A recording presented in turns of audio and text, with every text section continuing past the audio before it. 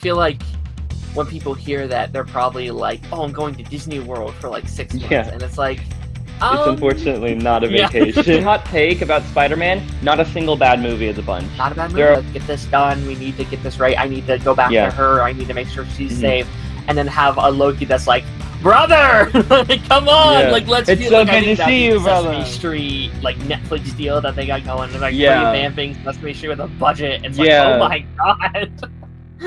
yeah. It So turns that's out our very film fun. is even more relevant now than when we Yeah. wrote it.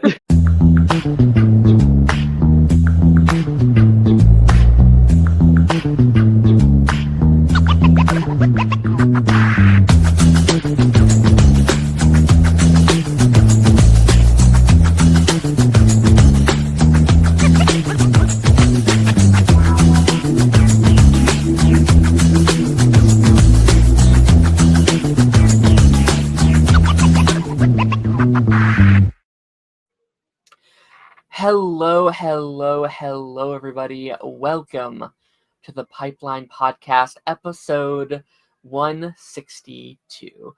The show that's so Tanner, it makes you want to put up a banner. Today, I'm joined by Tanner. Tanner's back on the show. How's it going, Tanner? How are you? Hello, I'm doing good. Welcome back, man. It's been a minute, I guess, It for this show. has, yeah. I was looking back, I was like, okay, I've had you on before. I was going through, I was like, oh, it was like almost exactly a year from now Oh, really? because we did the Halloween episode last Oh year. my gosh, yeah, with the Disney villains. The Disney villains, I was like, that's weird. It lined up like I didn't do it on purpose, but it lined up Yeah. almost perfectly one for one from 2024, which was such a fun episode. We talked about favorite Disney Mhm. villains. I look back actually because it's interesting we're talking about one of the things we're talking about because that stream was when it was announced. I think it was Spider-Man Brand New Day. Like Yeah. it was either I think it was the release date or something or like filming dates or something. Yeah, something like that. There was some sort of big announcement with Spider-Man. It's funny Yeah. also because Disney is still like relevant to this because like I'm currently in the Pinocchio room. Oh, that's incredible. Is it Yeah. like is it like a college that you're at right I'm now? at If you're the allowed to say. I'm doing the Disney College program currently. So I'm at like they have their own like kind of like dorm system that I'm staying in. This is like the community center they've got. Mhm. So each of the study rooms, I'm in the study room so I can have a little privacy. Each of the study rooms is themed. So this one is Pinocchio. He's just kind of That's staring at incredible. me. That is, I mean, too bad it's not Age of Ultron that we're talking about today. That'd be very Yeah, fitting. that would have Um, been appropriate. Yeah. I mean, I don't know how much you're allowed to say, but like, how is that going for you? Like, are you enjoying your time there? It's been good so far. Yeah, I'm about halfway done. Um, I started in August, like Mm, the end of August, and then I'm going till January 2nd is my last day. But very it's been really cool so far. I've had a lot of really unique experiences, things I couldn't do anywhere else. That's Um, incredible. so That's yeah. I've heard like 'cause we had our friend Lillian on I think at beginning of the year and like she was also going through the program and like Mhm. I've heard very mixed things on the program, but it seems like as of recently the people going through it are having very good experiences or are having a good time with it. So that is Yeah. absolutely incredible. You just got to set your expectations because it is a Mhm. lot of work. Um, I've Sure. had my share of like like 11-hour days, and I've had an 11-hour shift Sure. and a 10-hour shift, and they were a lot, but Yeah. like the perks are really Yeah. great. Yeah. That makes sense. I feel like when people hear that, they're probably like, "Oh, I'm going to Disney World for like 6 months," Yeah, and it's like, it's um, unfortunately not a yeah, vacation. yeah, you can't just like ride the rides and go Yeah, to buy the stuff. You have to, yeah, you're there to work. Yeah, you're there to work, but you know if you time it right and stuff, you can still Mhm. get a lot of time like at the That's parks and cool. stuff. I know like every now and then I'll go to like just Hollywood Studios, do one or two things, and then go to work an hour Go to work. later, and it's like you can make the most of it if you just like it's all about time management Hmm. and especially money management. That's the thing I'm worst at. That the I'm with you. I'm like, all right, I have to do this thing at this time and this thing at this time. But Yeah. then you stay like an hour in bed. It's like, oh fuck. Well, that goes off the whole area, and that goes off the whole thing. Yeah. That's fair. That's fair. But yeah, we're gonna be jump starting this episode today. I have a couple of nerdy get to know you questions to get this show started today. Obviously, I guess I didn't even say what the topic of today's episode is for people just jumping in.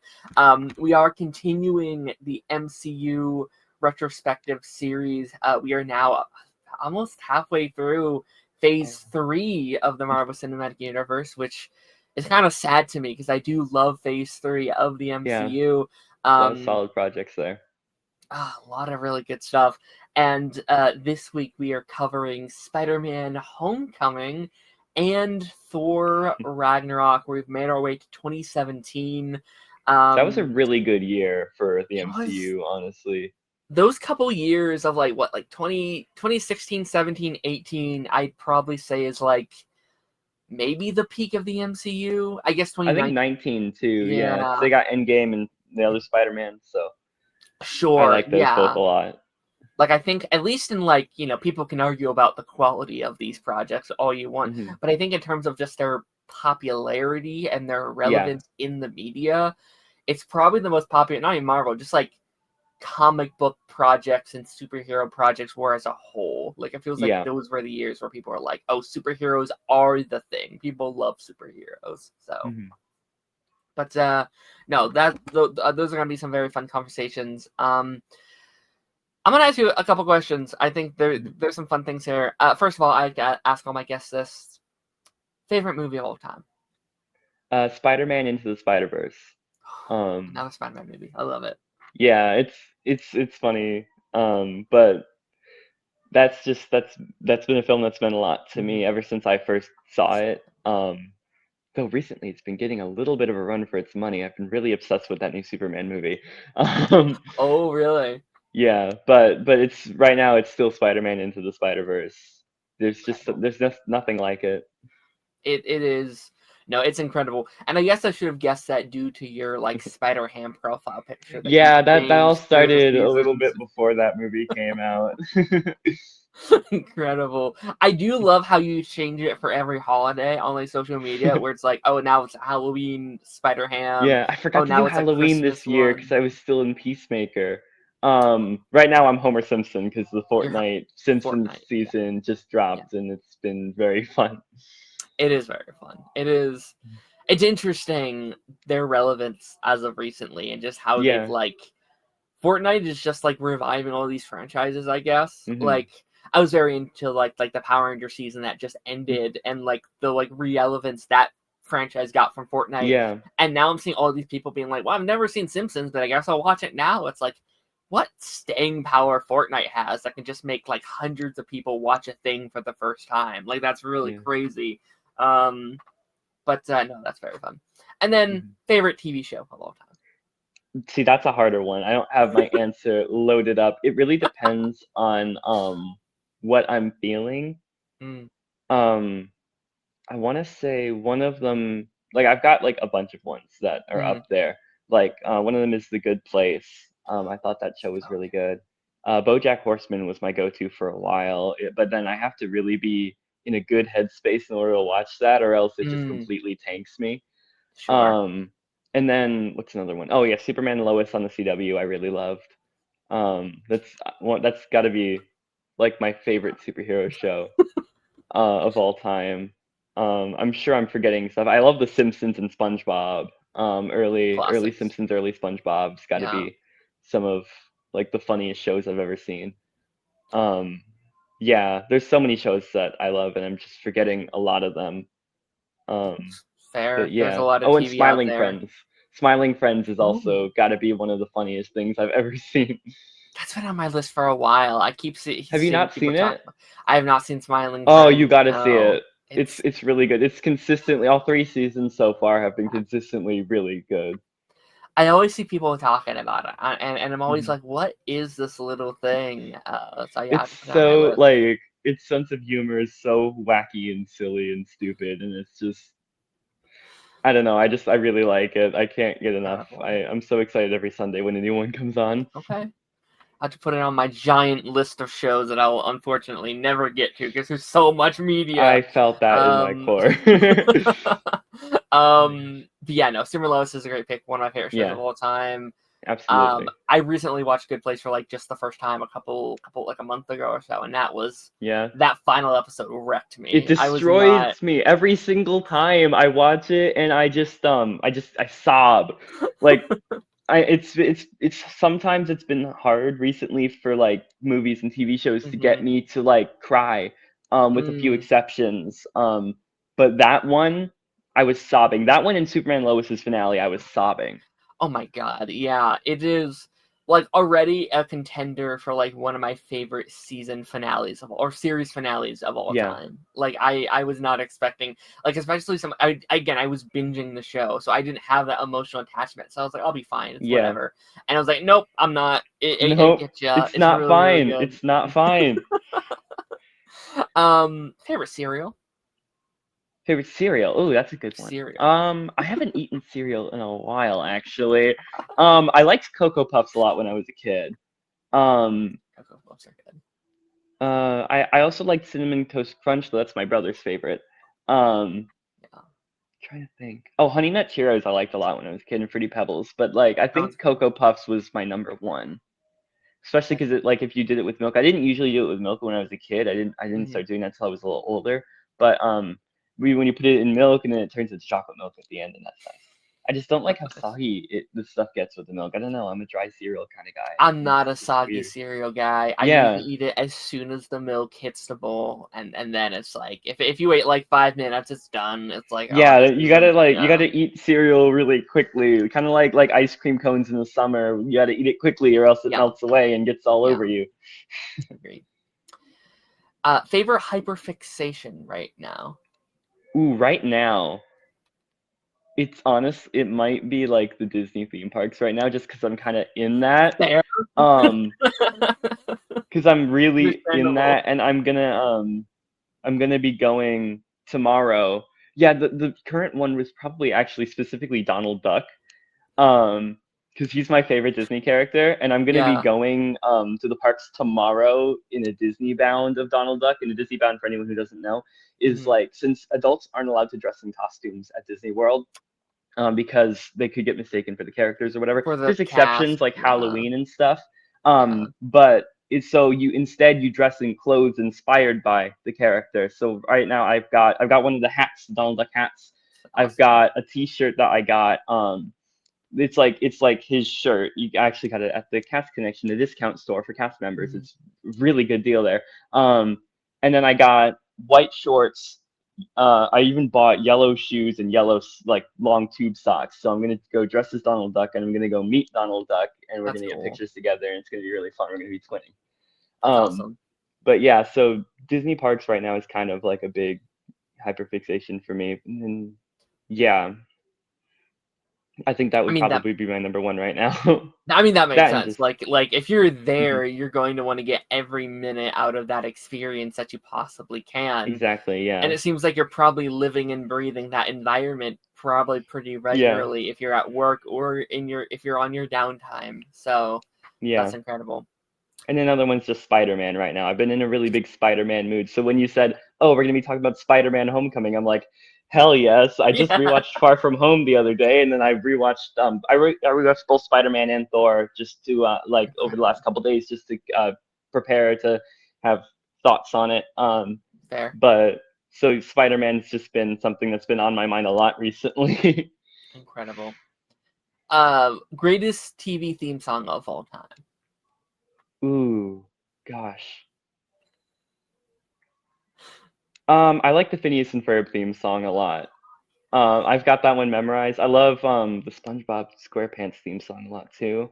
But like lyrically, I really like the Phineas and Ferb theme song. It's It's good. really catchy. I'm gonna get to see them perform Bowling for Soup because that That's so Epcot does cool. their concert thing for the Food and Wine Festival. Yeah. Um, So I got a ticket to that. So I'm going next week. I'm gonna get to see them perform live. That's so It's cool. gonna be That's really so cool. I'm awesome. gonna freak out when they sing that song. That's gonna be really cool. They seem like one of those bands that are like not ashamed of what made them like put them on the map. I Yeah. feel like every time on TikTok I see them doing the song, I'm Yeah, I like good see for them them. doing that one. And I see What's New Scooby Doo being The performed Scooby at, Doo yeah, one, every single yeah, time. They both those bands really seem to like that they did those embrace it. theme songs. They Yeah. embrace it, and it's always so much fun because they have like big like the audience goes crazy for it, Hmm. and people love it, and I'm excited. That's the main reason. Like I love Bowling for Soup, their other music as well, but Hmm. I'm there for Phineas and Ferb because I want to see that performed live. That'd be awesome to see live. Yeah, Yeah. for sure.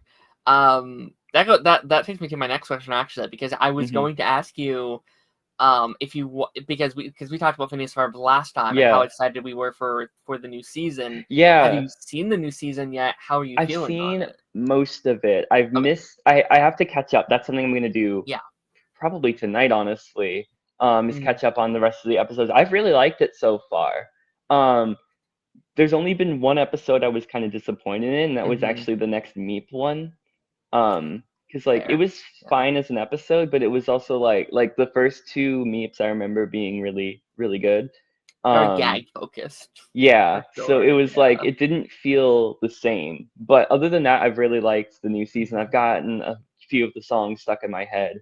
And some of the concepts, like Doofenshmirtz and Candace having the same therapist, is a really The funny great concept. And then episode. them Yeah. putting the pieces together. That's But I've yeah. really liked it so far. I'm really looking forward to watching the rest of it.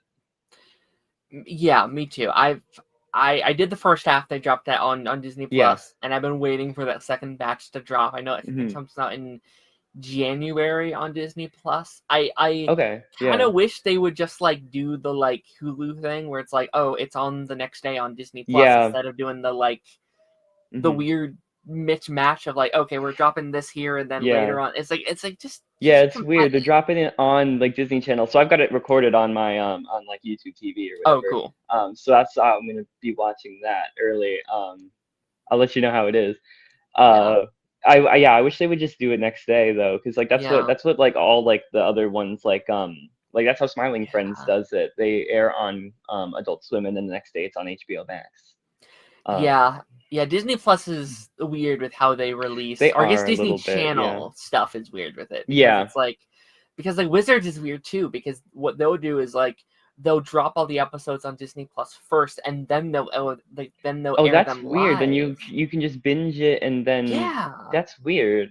it's like Okay. why not just do them Just at do the same the Yeah, do them time? at the same Yeah, time. Drop it on like the next morning or like yeah. right after it airs or something like that.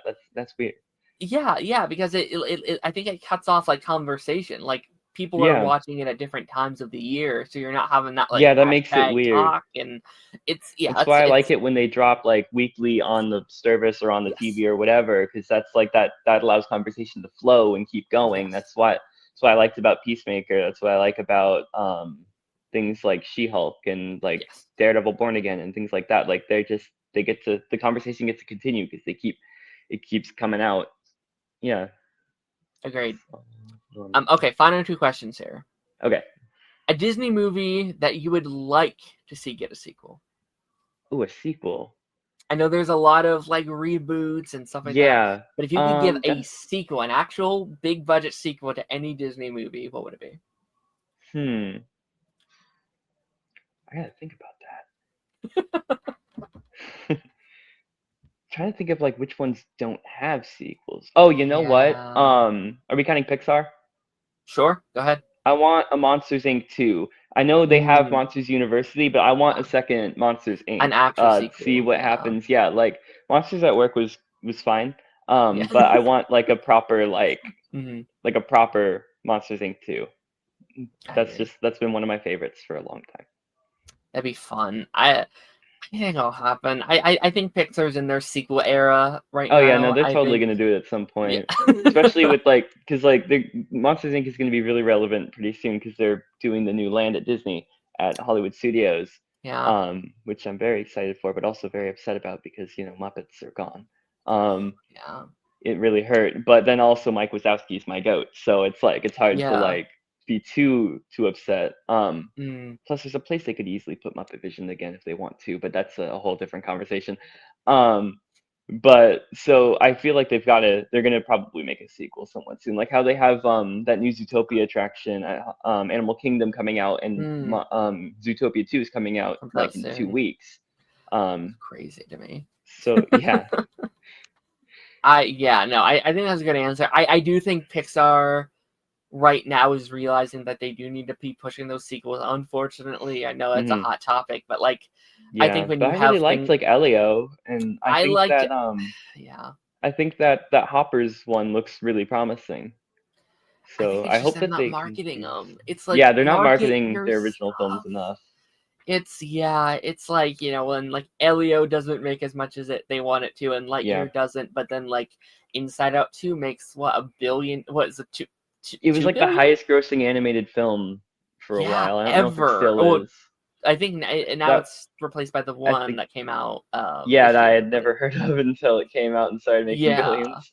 but still, it's like I do think that's going to be like, okay, like shortly after they Yeah, they're announced gonna be about like, like oh, now we Coco gotta do Disney. 2 and Toy Yeah, Story 5, that's going to make $1 billion, yeah. I am and it's looking like forward to Incredibles 3 though. Incredibles 3, and I think shortly, I think in a couple years time, we're going to hear about a Cars 4 and a Monsters Inc. Okay, I would 2 and a actually be down for both of those. uh, Finding Nemo 3. I think they're just Gotta gonna find somebody else this time. to find Merlin this time. I don't know. Marlon. Um, no, I think that's a good Finding answer. Crush, dude. Love it. I think I would go. This is a weird pick. I think I would go with Christopher Robin. Oh I wait, no, I totally love. go with that one too. That one was really good. I I love loved Christopher Christopher Robin. Robin, Ewan So McGregor, and then Pooh Bear was so cute. it's such a guilty pleasure movie for me. Like I'm not even guilty. That's just a pleasure movie. I it's love just that so movie. fun. It's so cool. It's so it's such a wholesome movie. It is. It gives kind of Paddington vibes. Oh, yeah, no, it's great. And as our transition question here, Hmm. would you rather be bit by a radioactive spider or become the God of War? The God of War, not the God of Thunder. Sorry, the God of Thunder. I Oh, wrote God okay, of or the War God for of Thunder. some Oh, reason. God of Thunder. see, that's a hard one. Because like I don't exactly live in. Oh, they're watching the next Star Wars. Sorry, I got distracted. I could hear Imperial March, and like that doesn't happen until Empire. That's the whole. They don't even. Nobody watching this even knows about that conversation. That's an off-screen chunk. Yeah, I just heard Imperial March. So like, oh, that's the second one. Anyway, um, but because like you see, God of Thunder doesn't really come with any like pain because it's like, oh, you're just all powerful now. Yeah. And I don't exactly live in like the best Spider-Man environment. Mm-hmm. Um, plus Universal would probably sue if I'm seen at Disney World as Spider-Man. Um, but also like I don't know, there's something about Spider-Man that like I want Yeah. to be that guy. I feel like my review on Letterboxd for Spider-Man Homecoming was Peter Parker is literally me. So it's like I want to be Spider-Man, but I also like the Yeah. God of Thunder thing would probably be easier. But then with great power, there must also come great responsibility. Mm-hmm. Um, and I have arachnophobia, but I'm gonna go with the spider. I think I Yeah, want to be spider. Spider-Man. I want to Yeah. stick to the walls. I want to flip around. Yeah. Um, and I want to shoot web. Though actually, I want I want Tobey Maguire's spider because I'm Yeah. not smart enough to build the web shooters. So I want Tobey Maguire's spider Yeah. You specifically. just get it naturally. Yeah, Yeah, no, give me no, that fair. one. Like Tom Holland and Andrew Garfield are the goats, but Tobey Maguire's spider, I don't have to build anything. Agreed. I can I just am not focus smart enough on to, focus yeah. on making the costume. I can learn to sew. I can learn to sew easier than I can learn engineering. I agree. Yeah. No, I think. I guess my Hard logic at question. first was like Thor has less pain than Spider-Man, but I'm like, Yeah. no, I guess he doesn't. Like he lost his father and his brother and his Oh gosh, yes, yeah. girlfriend and his whole Yeah. planet, and like he's had it rough as well. Like He it'd be has. tough. That's the thing. Superheroes are constantly suffering, so it's like Yeah. as much as I would want the powers, I don't think I want all the responsibility. Yeah. I think I might just go. I might go God of Thunder still, just because it feels like Yeah. a lot less. I guess work. I feel like I could Yeah, just you like, kind of just like shoot lightning at people, and then yeah, you're I good. feel Like like defend the I'm nine much more realms. powerful, I guess, in the Yeah. sense I can fly. That's Yeah, nice. but then again, you have to defend 9 realms, while Spider-Man only has one city. That is true. I think Thor has a lot more responsibility. Maybe I'll just pull Yeah, a which is kind of Thor and funny just with be like, Spider-Man's whole thing is responsibility, yeah, I'm gonna just be but like, yeah, deuces. I'm gonna go chill down on Earth, have fun here. yeah, leave it to the other Asgardians. They've got the 9 realms. You got the one realm. You're good. Earth does need a Absolutely. lot of saving though. Yeah, and somehow no one's ever around when we need them for Yeah, anything. yeah, Absolutely. But yeah, with that being said, I think we're going to be jumping into our main topic here today, which again a pretty, I think, nice transition into these topics here. yeah. These retrospectives. So 2019, or sorry, 2017, I think was definitely a very interesting year for Marvel. Hmm. I definitely think this was the era of like the next generation of Marvel and their heroes and what they were setting up.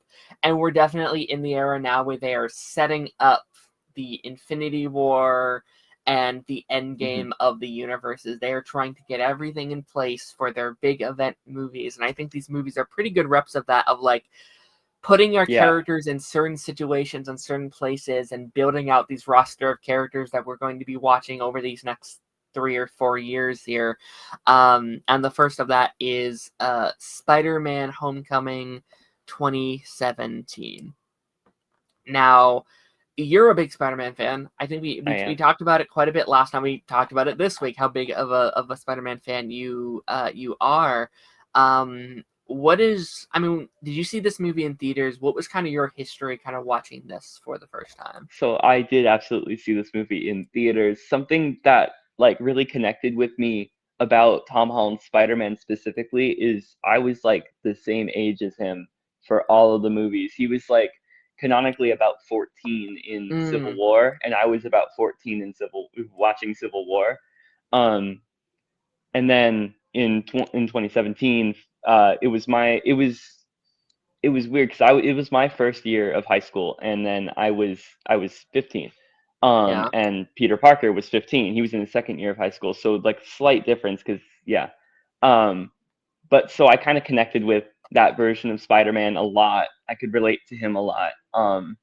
So I absolutely saw that one in theaters. I think I saw it twice in theaters. I don't remember, but I definitely saw it at least once in theaters, and I loved it. It's like when I saw it because Spider Verse hadn't come out yet. It was my favorite Spider Man movie, um, yeah, like easily, and it just happened to have my two of my favorite Marvel heroes interacting, Spider Man and Iron Man. Iron Man was my favorite at the time. sure, He's still up there, and Spider Man was always one of my favorites. So that like seeing that relationship explored in a movie was really exciting because like there was like such a long period of time where we thought Spider-Man was never coming to the MCU. There was no never, way that they were yeah, ever going to do that because he was owned by Sony and they were doing the Amazing Spider-Man franchise. And there was no way they were ever going to be able to do something with Spider-Man in the bigger universe. And then that right, Civil War trailer dropped and everybody lost their minds. yeah, It was really exciting. So like as soon as that first Spider-Man Homecoming trailer dropped, I was all over it. I was obsessed with it. It was incredible. I was so happy to get that movie and to get that character in this larger world with all the other heroes. yeah. No, that's yeah, like that was. I wasn't fully in the fandom yet, and I really wish I was. Mm. And like that was one of the reasons I wanted to start this little series I'm doing It was here. the best time to be in the fandom. It I think was everybody was so excited. It kind of went downhill after there because everybody started being so, you know, cynical, I guess would be the cynical. words. Everybody is Yeah. like so. Everybody tends to like be like, my opinion's the only one that's correct and the only one you're allowed to have, and it's Hmm. like there's like no room for interpretation. It feels like in terms of like what's comic accurate or what isn't, and like Yeah. what's a good movie versus what's not a good movie. It's just it back then it was so much more fun to actually talk about Hmm. these things because people were genuinely like I don't want to say less critical because it's not like that. It was just like a more Mm. positive, a more inviting environment than it is now, because it kind of sucks now. Yeah, I think that's interesting though, because like I would agree, at least I think on the MCU side of it. Like I think Hmm. MCU fans at least I think loved Homecoming when it came out. But Yeah. I do remember like Spider-Man fans having a heyday with this one in its early era. Hmm. And where it was just like, well, this is a good movie, but it's not a good Spider-Man I know, movie. that's And what I that was was, thinking of, and that was such a yeah. stupid, like, I don't know. I don't want to talk about that necessarily, just because I Sure, don't want to fair. like piss off Sure. anyone's fans. I just never agreed with that sentiment. I thought it was a fantastic. I remember, like, every time I would watch it, I would think this is one of my favorite Peter Parker stories ever told. Hmm. No, for sure. I think just, and I think things have actually got a lot better since No Way Home came out, due to Yeah, like, especially for that one specifically. People started seeing Homecoming in a better light. also I think just like it embraces the difference of the characters. I think like Hmm. around this time, and like for the last like 20 years or so, like new adaptations of characters are hard for people. Change is just hard Yeah, for people. If yeah. they grew up watching those Tobey movies, that is Spider-Man from, which is valid. It's Hmm. totally okay for that to be your Spider-Man. I Hmm. I love Andrew. I don't love his movies as much, but I love him as that character. So like I Me can too. definitely understand that it being hard, because That it is a different take attachment, on yeah. Spider-Man. It is a very different take on the character. They are doing something Hmm. very different. And I think that's probably what I'll title this episode, is like that time Marvel tried something different, because I argue that's for Yeah, both of these movies we're talking about today. They tried yeah. something different with these characters. And that is hard for people. So like I do understand if it's not someone's favorite Spider-Man movie. But I do think No Way Home made it very acceptable to be like, wait, their character strengths are their differences. Like if all three of these Hmm. characters were just the same, if they were all just Toby, be kind of lame. It'd be kind of Yeah. they, like their dynamics wouldn't work as much. It works, and this goes for every Spider-Man. And I think that's why he's one of my Yeah. favorite characters of all time, because every version of them feels different.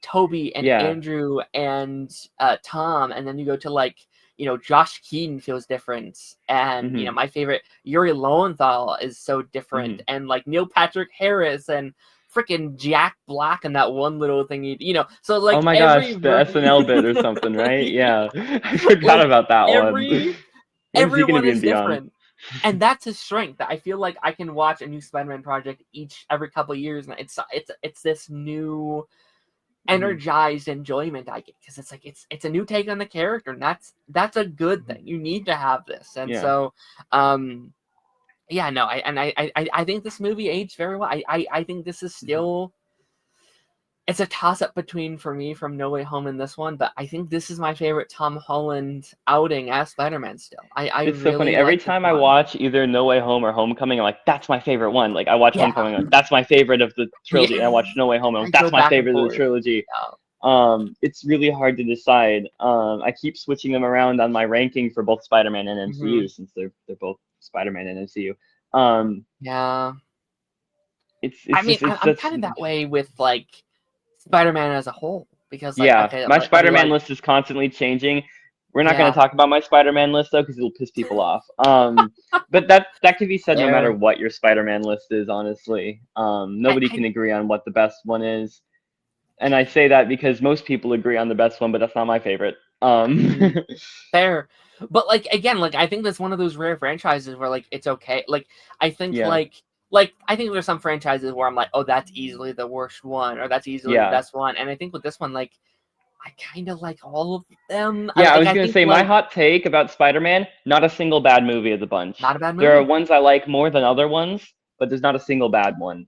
I There's not think a bad one. Spider-Man's been really lucky in terms of adaptations because, like, Yeah. I love all of the Spider-Man movies, and I can't wait for the new one. it's very surprising how good they have been. Like even Yeah. you have like Spider-Man 3 where it's like okay, there was clearly some production stuff happening Yeah. behind the And scenes, then but I'm Amazing still like Spider-Man 2, where there's a lot of production stuff happening a behind the lot of scenes. stuff, and like I'm still like I don't know, they're still fun. Like I still get a Yeah, lot of I enjoyment still have out a of good those. time watching them. The Yeah, performances are usually good. Like even in something where it's like not as good a movie, at least it's entertaining. Like I yeah, think that they're still I personally think that they're all good movies, but like great. maybe I have bad taste. I don't know. Um, maybe I'm not harsh enough, but I just think Hmm. if I'm like scrolling through TV, because people used to do that. If I'm just scrolling through the TV channels and I see a Spider-Man movie on, I'm gonna put it on. I'm gonna watch it, I'm gonna no watch. matter Yeah, which one it is. yeah.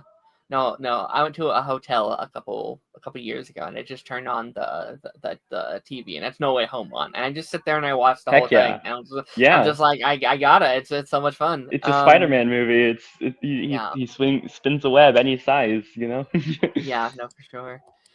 But yeah, no, I think Homecoming is definitely a very interesting movie. I think out of the roster of not just like Spider-Man movies, but also just like the MCU at the time, because Mhm. they're definitely going a very different direction than I think a lot of the MCU movies, at least of its time, did. Like I think we're doing more stuff like that now with like Ironheart and Miss Mhm. Marvel, but at the time it was so different because the MCU Mhm. was filled with these billionaires and these Yeah. gods and these super soldiers, and they Mhm. were these like highest peaks of the world, and these were the like 1% of the world, I guess. Yeah. And I like that Homecoming is just like, hey, let's take a break. Hey, let's just Yeah. go down to the lowest surface level of just people and just follow the Yeah. story about these teenagers and these teachers and these students that don't have powers. They are not rich. Mhm. They are just normal people. And this kid that's kind of stuck in between these two worlds, that is very Yeah. fascinating to see. This someone who like he's working with Tony Stark and he Yeah. fought Captain America and he has this very rich suit. Oh, but then he has to go to like, algebra class Detention. at 12. Yeah, and like the tension and, Mhm. and and and that struggle I think is fascinating of like Mhm. I could go to tension or I could go get myself a scholarship and never have to deal with any of this stuff again. And Mhm. those temptations I Mhm. think really does set this apart not only from just the MCU but also I think the rest of his trilogy, because I don't think Mhm. any, not say the other movies are bad, but like I don't think they ever have this kind of the small scale style Mhm. ever again in the MCU up until this point. Like, even Spider-Verse, we're like dealing with like the multiverse Yeah. cracking in half and like stuff like that. Where Yeah. like the stakes in this one is like, hey, some tech is getting stolen. Like Tony will And be people could get fine. hurt. Yeah, like Something I really like about watching Spider-Man Homecoming and Thor Ragnarok back to back, which made it mhm, really interesting, is the stark difference in this term in mm, terms of scale and in terms of stakes. Because like fair. I watched Spider-Man Homecoming, and it's Mhm, like, oh, it's this like it's Peter Parker, and he's Spider-Man, and he's trying to stop weapons deals and like mhm, theft of like dangerous technology that can like harm people, because the main reason he doesn't like care about like Stark losing money. He just cares about people getting hurt by the weapons because they're right. selling them to Yeah. criminals. That's the whole thing he cares about. But then you go and watch Thor Ragnarok, and it's gods, and there's the Hulk, and then Yeah. there's like they're on another planet, and then there's Hela, and she's trying to like Grandmaster and take over, yeah. and the Grand Jeff Goldblum for the win. Um, and then there's Surtur and destroying Asgard, and it's like, wow, Yeah. this is like space, like end of the world, but like Mhm. not our world, their world, but like still end of Yeah. a world, like events and like stakes. While Spider-Man is just, I'm looking out for the little guy. Mhm. I wanna help where I can. There's a whole montage of him like giving a lady directions, stopping a bike thief. It's like I just really like that whole friendly neighborhood Spider-Man thing. And I think that honestly, I think Homecoming does it the best out of all of them. He really feels like a part of the community. Like even down to that like the news bit after my favorite scene in the movie, the bank robbery scene. the little news bit, like their file photo for Spider-Man is him coming out of a porta potty with toilet paper stuck to his foot. Like he feels like he's just somebody who lives there, and he just happens to dress in red and blue spandex and punch bad guys. Like, Yeah. Yeah, no, I definitely agree. And again, I'm very excited for Brand New Day because it me too. feels like we're tapping into that again. And Hmm. hopefully a way we've never seen before, Hmm. in a way, because like I know like one of the big criticisms of this one where it's like the whole like Iron Boy Jr. thing. It's like, Don't oh, he's even get just me started Iron on that Man, thing. and like I'm always very confused when I rewatch this movie because I think, did you finish the movie? Yeah, Did you the watch it whole to the thing. end? It's so funny when people bring up that comparison and then they act like they double down on it in Yeah, Far From Home when it's quite literally the opposite. yeah, Because people like not to get on that movie too much because we're mhm, talking about Homecoming, but people yeah, always bring up the scene where he's in the plane and he's building the new Spider-Man suit, and then Happy yeah, puts on AC/DC and he says, "I love Led Zeppelin." It's just yeah, it's like showing like sure there's similarities there because they're yeah, both really smart and they're really intuitive and things like that, but they are yeah, different people. They are very different, and he was never going to be Iron Man, yeah. like full stop. No, for um sure. but Like, especially in Homecoming, because like they're like, oh, he's Spider-Man is Iron Man's sidekick in this movie, and every single time he does anything it's the opposite of what Iron Man told him yeah, to do. And then it's kind of funny because people are like, oh, his characterization was better in Civil War, but Civil War is where he's doing everything Iron Man's telling him to do. yeah, yeah. I think that is an issue I sometimes have with Civil War. Like, I love their dynamic Yeah. a lot. I love the Peter Yeah. and Tony. It's great, but like there Hmm. is a tiny part of me that's like, would Peter get along with Tony if he really knew what Tony was doing? Like there is a Hmm. little bit of that where I do think if he knew the full scope of everything, he would have chose Steve's side of Oh, that he fight. totally would have. Yeah, Tony was keeping things from him. It's a little yeah. manipulative. I think He he was. gets like the relationship gets better as it goes. He definitely Because took like advantage after of him. Homecoming, I you can tell Tony respects him a lot more. Um, Yes, yes, for sure. which is Yeah. which is awesome because that's such a good character arc for both of them. I think Hmm. their journey, like honestly, Peter and Tony have two of my favorite character arcs in the entire MCU. Hmm. I think that it's just really interesting. But yeah, I Yeah, don't no, remember like what I was saying. again, that final scene, it might be my favorite MCU Spider-Man sequence. Like that final bit where like Tony's like, "All right, we have the thing. You're an Avenger now. We'll move you Yeah, in and right then next he's to Vision." like, Blah blah no. blah, and it's that moment of like, "No, I don't. This isn't right. Like this is what I thought I wanted, Hmm.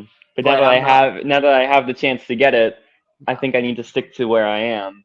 yeah, Look out for the little guy because that's the whole thing he's learning. He's trying to do yeah, these bigger things the entire movie, but then in his fight with the Vulture, who's claiming to be looking out for the little guy, and he yeah, sees the hypocrisy in him because he's been to his house. He's huge house, lots of windows. Um, but he kind of learns like I don't know if I was doing this, like I think I got in over my head. I need to scale back to remember what this is really about for me. yes, yeah, yeah, yeah. Again, like that's the arc I think people forget is like the whole Yeah. point is that he doesn't need the tech, and Yeah, because it kind of it messes him up at every does. turn. Yeah, it's that like again that there's that fantastic scene where it's like, well, if you're nothing without the suit, you shouldn't have Then you it, shouldn't and have he's it. Yeah. 100% right.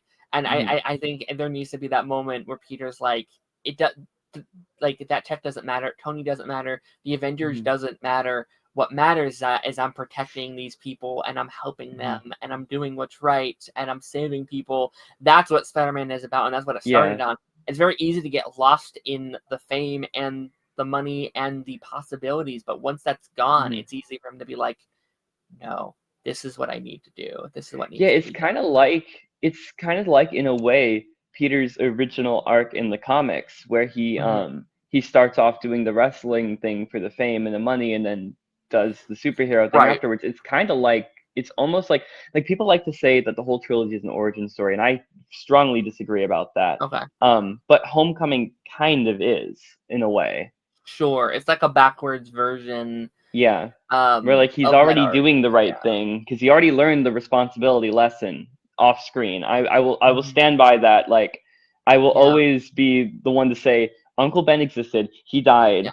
Um, and it was Peter's fault, or at least Peter thinks it's his fault. It's never Mm-hmm. really like. I mean, it is and it isn't. It's a complicated situation. Yeah.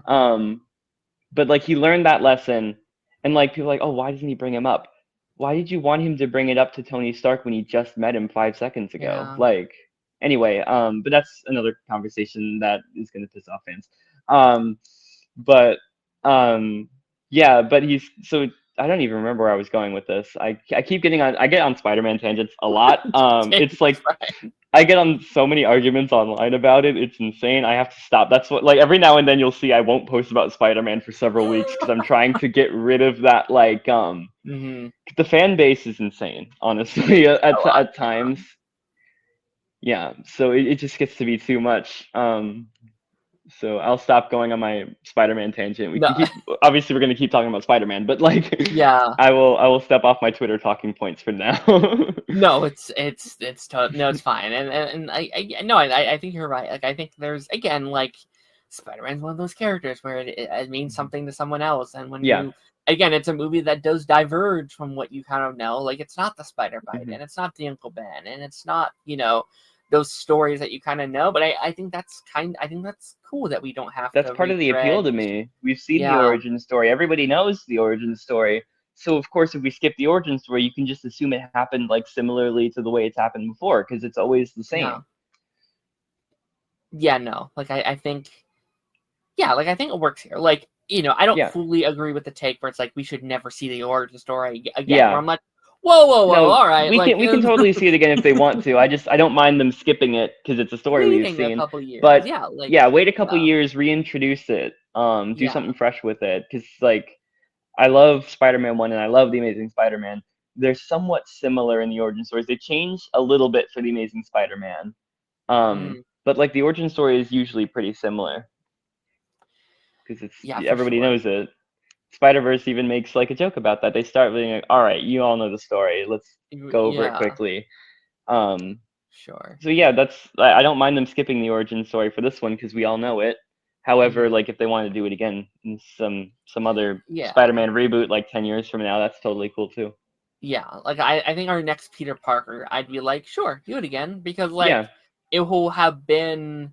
it'll have been a Well, while. it's been a long time. Like, even like Friendly Yeah, Neighborhood. 2012 was the last origin story we've gotten on the big screen.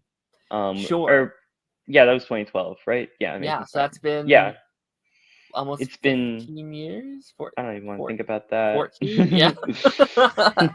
And it's been like Moving Tom on. Holland's going to be doing it for a while now, so it'll probably be Yeah, close to 20, 25 years before we get another one. So yeah. yeah, you can So definitely do it that's again. totally enough time.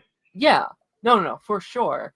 Um I adore Vulture in this movie. Oh yeah, Um Michael Keaton was fantastic in this film. Hot take, my favorite Michael Keaton superhero role. Yeah, I like Batman, but he's I better do as the too. Vulture in my opinion. I It's love his performance as Vulture. probably my second favorite Michael Keaton role, only behind Beetlejuice. But Yeah. I really like. I I think Vulture's my favorite MCU villain. I don't know if that's a Really? crazy Oh, take. that's not. I mean, I can respect that. I would have to think a little Yeah, longer about all the MCU villains. But sure. Vulture I is mean, he's in my top three live action Spider-Man villains for sure. sure. Probably number two, honestly. Yeah. That's my hot take.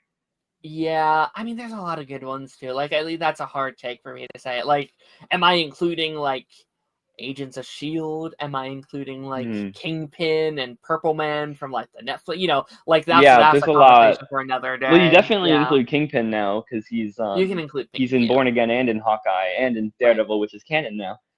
Which, Um, yeah, they're all canon. So like then I'm like, well, mhm. David Tennant's Purple Man, like that's up there. Like that I is still like gotta watch Jessica Jones. I still gotta finish Daredevil. That's the thing that my Marvel nerd card's gonna get taken away. I still haven't yeah. finished Daredevil. I I need to finished finish Born the Again, but I Batman haven't show finished the too. original. It's really good.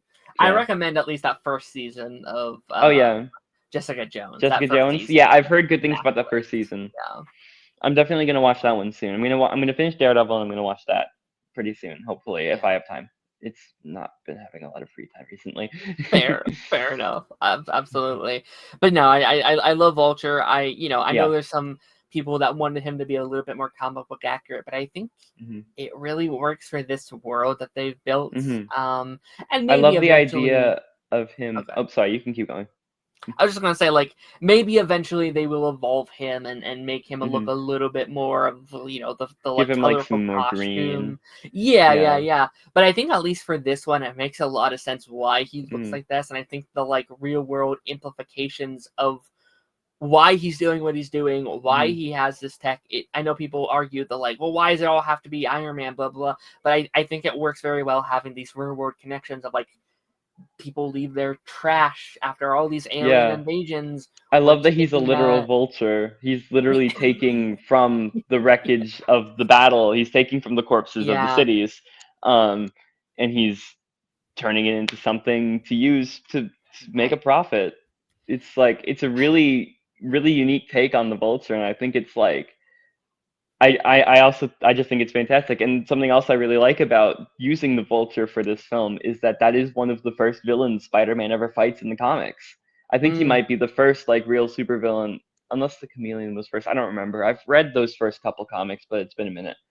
Um, but like the Vulture is one of like in issue 2, I'm pretty sure, is when he fights the Vulture. So it's really cool cool. because technically, like it feels like Spider-Man: Homecoming is issue 2 of Right. Spider-Man's time in the MCU, or in like because we don't see the origin story, which would be issue We don't. 1. Yeah. We Yeah. I actually really like stepping like that's something I don't know why I love the origin stories, but I also like stepping into the world as it is, like with Spider-Man and Superman, for example. Like both of those, like just kind of getting into the middle of it, it's really interesting to me for a first movie. It's not something you see too often, so I really like that. No. Yeah. I think it works. And I think that's something I really appreciate from Spider-Man movies over the years, where it's like Hmm. most of the time they're all different villains. Like I know, they have Yeah, like No Way Home, which is like an exception of that. it's But I kind of like like a how, reruns best of. yeah. But like I love having each villain it be like, well, we're adapting a villain people have never seen in live Yeah. action before, which is something you Hmm. can't necessarily say for like Batman, where it's like, all right, No, we they have like always do the three Joker. Jokers and And a bunch Catwoman. of Joker and Catwoman they do like every single Catwoman, and time. They've Riddler's done a been couple done Riddlers. twice, and yeah, so it's like They've done Two-Face twice. Two-Face a couple times. Yeah, no, for sure, for sure. And like I do appreciate that, and I'm excited for, No Way Home. Sorry, not No Way Home. Brand New Brand New Day, because it Day. seems like, well, I guess there's a couple villains because you have We're finally getting the Tombstone, Scorpion. we got the Scorpion. Finally There's following up that Homecoming post-credit scene I've been wanting to do, wanting them to do. It's yes. like it is funny though because now the Vulture doesn't remember him. Well, that's another thing. Yeah, Vulture. Like last time we saw the Vulture, Yeah, because we're ignoring Morbius. We're just not thinking about it. I was It's not mentioning this canon. last night. They're going to obliterate that. There's no way that's No canon. way. Hmm. There's no way, because that was a Sony shit. I, I Yeah. I imagine Kevin Feige probably saw that movie, or like saw all the like DMs from him after that happened. Was like, Yeah. God damn it, Sony, what are you doing? Stop doing Yeah, this so we're to gonna me. pretend that the Vulture never left the MCU. The only Yeah, thing I could think of would be like, if they did want to keep that canon, um, I would like I actually like it's funny, my brother and I mhm, have like we had talked about like a workaround for it where instead of having him go to the other universe because of the Doctor Strange spell, instead yeah, it's because of that stuff in the Spider-Verse across the mm, Spider-Verse where they've been rounding up sure, like villains who have been getting into the wrong universe and have Miguel send him back, that way he still remembers him, which would be cool. interesting. But I don't A want little anything Easter egg. tying into the Spider Verse for this next movie, so I'm gonna say not canon. He does not. He Yes. never left. He's still there. He's just in jail. You can also like, we got Secret Wars coming up. You could literally Yeah, just say, "Hey, it just never happened this time around. Like it's all yeah, different now. Don't worry about it. It's a new yeah, like that's going to be there." I mean, I dealt with this with the Arrowverse for like many years. It's like, hey, it's yeah, Crisis. Crisis changed it. It yeah. never We've happened. been It's we've fresh been we've slate. been down that road before. We were both big Arrowverse guys. It's their So excuse to literally yeah. any continuity error. It's It's just like that like that bit with Cisco. He's like, I don't even remember buying this Superman shirt. it's so good. Yeah, no, it'll be very easy for them to just do that. To just But no, I retcon it, love yeah. I mean, this movie has so many of my favorite MCU scenes that, like, I Yeah. think the plot twist with Vulture is Yeah, I was gonna say masterclass. that last 45 minutes or so of the movie, like after he gets the date with Yep, Liz and then he shows up to her door, those last 45 minutes are like near perfect, I honestly. agree. I think like another hot take, I think it's my favorite Spider-Man third act of all time. Um, I might agree. yeah. I think it's a perfect He's because, like, I think the he's first couple down acts, to the yeah, bare minimum. He's yeah, got that crap, well, not crappy because it's awesome, but like it's my favorite homemade suit. But that yes, sweatpants suit and then the clunky web shooters, and he's got nothing but himself and Ned. And also leaving the phone in the car was a genius move. Like that's something that I think like is just that was such a good uh, strategy to be able to track him because he's going to take the car to where he's going to go so he can follow the phone.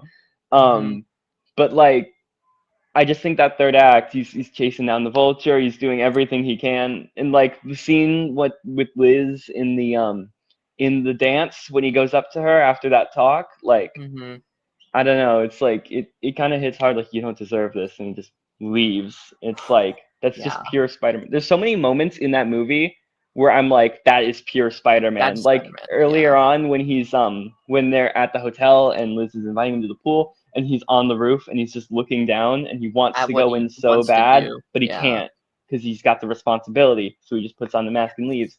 And then at the party earlier on, it's the same scene pretty much. He's on the roof, he's getting the Spider-Man costume on to go show up and be like, "Hey, I'm hmm Spider-Man. I'm validating all of these things that Ned said." But then something bad happens. He has to go. He can't do the thing he yeah, wants to do. It's just there's so many moments in that movie where it's like that's what Spider-Man's all about. He wants to do the thing with his friends. He wants to do this thing to get the girl. He yeah. can't do it. He just can't. I agreed. Yeah, I think how this movie portrays responsibility, I like a lot. And I know, again, Hmm. not to go back to like the Twitter shit, but like Yeah. I think there's a lot of people where it's like, well, he's not homeless and he's not broke and he Yeah. doesn't lose his job and he doesn't, and those things are fine. I love those kind Yeah. of stories with Spider-Man. I And love we're that, getting like, that now, so it's like, yeah. again, yeah, but I see Hmm. there being no problem with taking the long way around. I don't think Yeah. Peter needs to be broke his first ever appearance. I think he Yeah, can, when like, he's in high school and he has his aunt, like he should be able to be at least a yeah, little like okay off. Like I know like a lot of people like want him to be like, oh, he has to get this photography job in high school to take care of his aunt. And it's yeah. like, yeah, but also like I think the themes of responsibility and these choices that he's making are more important than like how much money he has. No, for sure. And I think it's a lot more realistic, I think, to your audience of just being Hmm. like, okay, yes, you could go out and get the job. And like again, like there's that fantastic scene from like Spectacular Spider-Man I love when Hmm. he's like, okay, I can buy a new camera or I could like give this to my aunt for the rent Yeah. and he has to choose the rent. I love scenes Yeah. like I that. love things like that. But like I think it works here on just like, Yeah. hey, he's a kid and like those again, like it hurts you when he has to go up to Liz and be like, Yeah. I'm I sorry. You I don't have deserve this. I gotta I go. have to go and he can't tell her what's He can't wrong tell her and why. He can't give her any explanation. He's yeah, left this poor girl so many times. Like yeah, I really like every single time I watch it, I want it to end differently. Sometimes I'm like, yeah. yeah, you should just let the vulture do his thing, but obviously Just you can't because you're Spider-Man. but also like I also love how like I'm almost there with Vulture. Like I'm so Yeah. close to being like, Yeah. well, If he wasn't such a hypocrite, he would have a point. But like it's he's living in the lap of luxury right now. Like, yeah. Like I'm yeah. like, well, yeah, like I'm not necessarily for the first class, and I do want to Yeah. see these working people get what they're due, and it's like, Yeah. but you But are you're putting selling to people in weapons. danger. You're Yeah. selling the weapons to criminals who are gonna hurt hmm people, and like Yeah. that's not okay. There's a line somewhere. That's the thing. Villains with points always have to cross some sort of line in order to make them villains. Yeah. No, it's so good, and like again, like Michael Yeah, Keaton's so good. Again, like just Michael Keaton is so good. going back to that car sequence. He's that perfect. Oh yeah, sorry, keep going.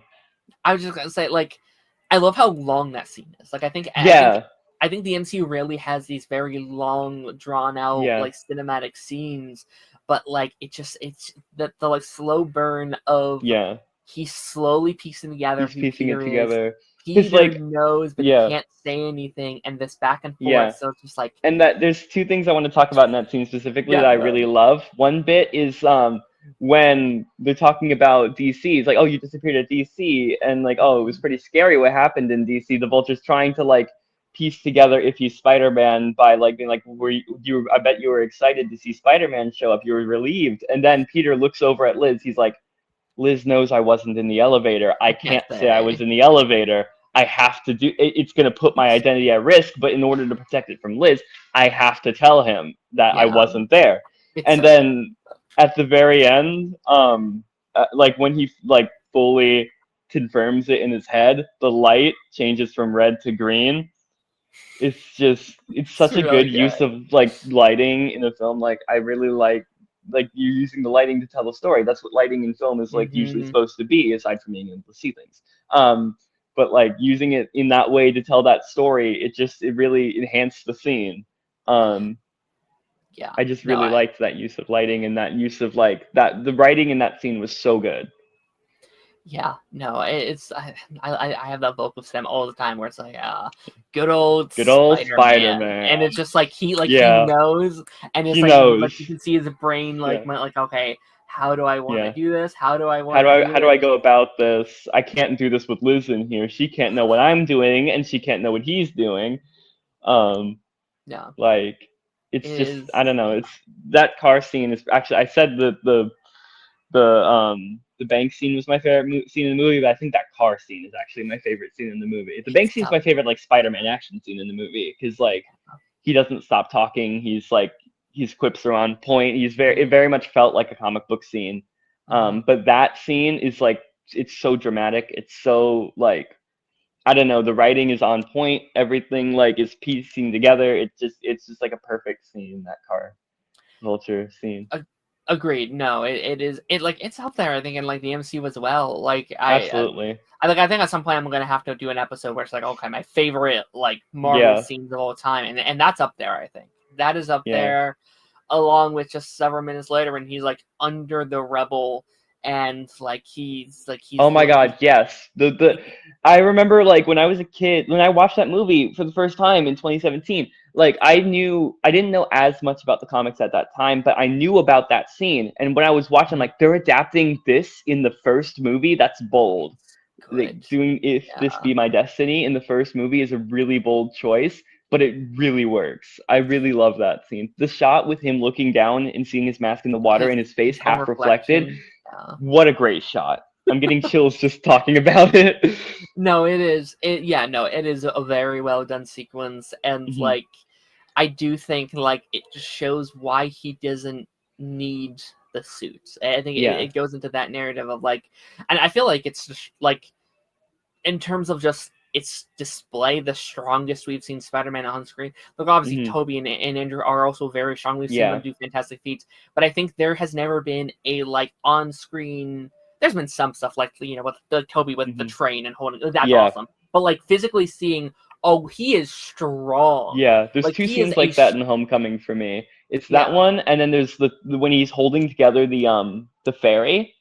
Like even Yes. for only a couple seconds, Yes. that is an insane. I watched like film theory. Matt Pat did a video about that ages ago. That is like probably the single strongest feat Spider-Man has ever done. That's an insane amount of force on just his arms. Like that's an Hmm. insane thing because he does hold it together for a solid like 3 seconds, which isn't a lot, but if you really think about how much he's holding there, it's insane. Yeah. No, no, it is. It is. Again, like that sequence is Hmm. also incredible, and just Yeah. like like I think we were talked about earlier, but like I love the like, well, if you shouldn't, if if you If you need do this, nothing then you without shouldn't this have suit, it. then you shouldn't have it. Yeah. I love that Peter is constantly like in Civil War and in Homecoming. A lot of the time, he's trying to prove himself to other people, to Tony Stark mostly, and like just to everybody, trying to prove that he can do more. He can be this hero. He's trying to prove himself to other people. But in that moment, at the end, when he's crushed under that weight, he's not trying to prove himself to anybody except for Hmm. himself. He Yeah. doesn't know. He needs to prove himself to himself to know that Yeah. he's worthy of this power and that he can do the right thing. So I just like that he goes from trying to prove himself to anybody else to trying to prove himself to himself because he doesn't believe it until Agreed. he remembers what he was told. He remembers everything he's been through, and he has to lift it up. He has to get out of there because he has to save everyone. Agreed. Okay, let me speed run a couple of characters that I do want to highlight before we move on to our next movie here. Obviously, we talked about Peter, we talked about Vulture, we talked about Tony quite a bit. We got introduced to our May Parker here, Aunt May. I like her. I don't. I guess I don't love her, and maybe that's just because I think maybe she was mainly used as a bit. I think for most of her appearances in They this didn't universe. utilize her enough. I Yeah. think her best role is in No Way Home, Agreed. when she gets to like, because like in that one and in Homecoming, I think they actually utilize her pretty well in Homecoming as well.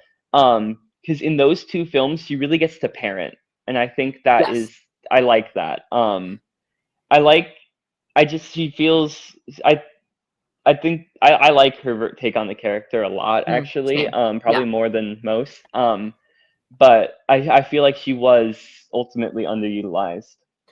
I think in this movie especially, I think it's probably her. I guess the next one too, because she's just not really in the next one. Oh, she's But in like, Homecoming a lot more than Far From Home, I'd say. 100%. And like, Hmm. I think in this movie, it's just kind of like, well, she's hot, and that's the bit. It's just like, Yeah. oh, well, it's a hot Anne, and we're kind of sexualizing her the whole time. And I think it works. I think it works with Tony a lot, but I think when like every character does it, I'm like, all right, guys, it's coming a lot It here. also kind of worked for me with Mr. Delmar because I thought it was funny. It's like, oh, she's a very attractive Italian woman. And Peter says, "Well, how's your daughter?" Like Like, no, it's 5'5", that was yeah. some of that Parker sass I really liked. Sure, But no, fair, and yeah. again, it does work, but I wish, but again, there's that fantastic scene in this movie when like they're having that sit down. It's like, okay, what is going on with you? Yeah, Why that's are you going that's one out? of my favorite Aunt May scenes. It's like I know you sneak out all the time. Yeah, Like I like that she's smarter than she lets on. yeah, Than she looks. Like because like we're seeing it all from Peter's perspective. We don't really see too much of Aunt May. So like that scene where she reveals that she knows he sneaks out. She knows like he's been yeah, missing and like skipping classes and things like that. It's like, oh yeah, she's a fully aware person. She's smarter yeah, than Peter thinks she is. She knows and what's going on. She just doesn't know what's going on. and there's probably this like element of like, well, I know I'm not his mom, and I'm trying to give him a little bit of Yeah, that freedom, in but he space needs and a like parent right yeah, now. Like he but he needs, does. Yeah, he yeah, needs a little bit of structure because like yeah. in order for his life to be somewhat normal. Happy's in a bit of this movie. Yeah. I think I like Happy more in the Spider-Man movies than I do in the Iron Man movies. I don't know. I think I I love gotta his watch the dynamic Iron with Man Peter. movies again to really like remember. Like Happy is almost more memorable in the Spider-Man movies. Yes, I think it was an interesting choice to make him a Spider-Man character, but he really works actually. I don't know. he I does. liked him. Yeah, I almost feel like he's sometimes more of a father figure than like Aunt May's a mother figure to Peter, which is interesting. I guess he's more of like that At uncle least figure for more in Peter. yeah, Yeah. he's more of like an uncle figure in Far From Home Yes. and No Way Home because it's a similar sort of thing. He respects him more after Homecoming because he does not like him in Homecoming. It's really funny how much he doesn't want to be there. Uh, but but also I think Tony's death was probably a big thing in Yeah, that where it's like, well, he's it's dead. something that they could relate over too. That and also like his lasting legacy. Like Peter was one of his Yeah. lasting legacies as a hero. Yeah, So it's something like, I well, always now talk about yeah. with the MCU for Iron Man's arc, especially like something I noticed like when doing a big MCU rewatch a couple of years back is that every single like appearance of Iron Man early on in the MCU and even into like Civil War and stuff there's a central theme of legacy and what you leave behind because Mm, that's like his whole origin story is about his legacy. It's like, oh, I don't want this yeah. weapons like thing to be my legacy. And then so every single thing he's doing is trying to like leave something positive behind so he'll be remembered fondly and Sure. like to do the right Yeah. thing. So like seeing Peter as like kind of a physical embodiment of that while also breaking away from that is like I love that Happy he kind of can allow Peter to break away from that in ways where now Peter's not really Tony's legacy, he's more of May's legacy. Um, Sure. like doing the things that May believed in when you help someone, you help everyone. It's on her gravestone in both Spider-Man and No Way Home. Um, Agreed. I think it's a really interesting arc, and I think they utilized Happy pretty well in these movies. Agreed. Yeah. Like he doesn't do a lot here, but yeah, I think come Far Yeah, From Home and then No Way Home, like they really utilize him, I think, in an yeah. interesting He's more way. of comedic relief here, and I think he does that job pretty well. I like the Hmm. part where like Ned's finally doing his guy in the chair bit, and he calls Happy, and he's like, hello, who is this? He's like, this is Ned Leeds. I'm an associate of Peter Parker. He's like, you gotta be kidding me! And he just hangs up. Hangs up instantly. Immediately. It's so funny.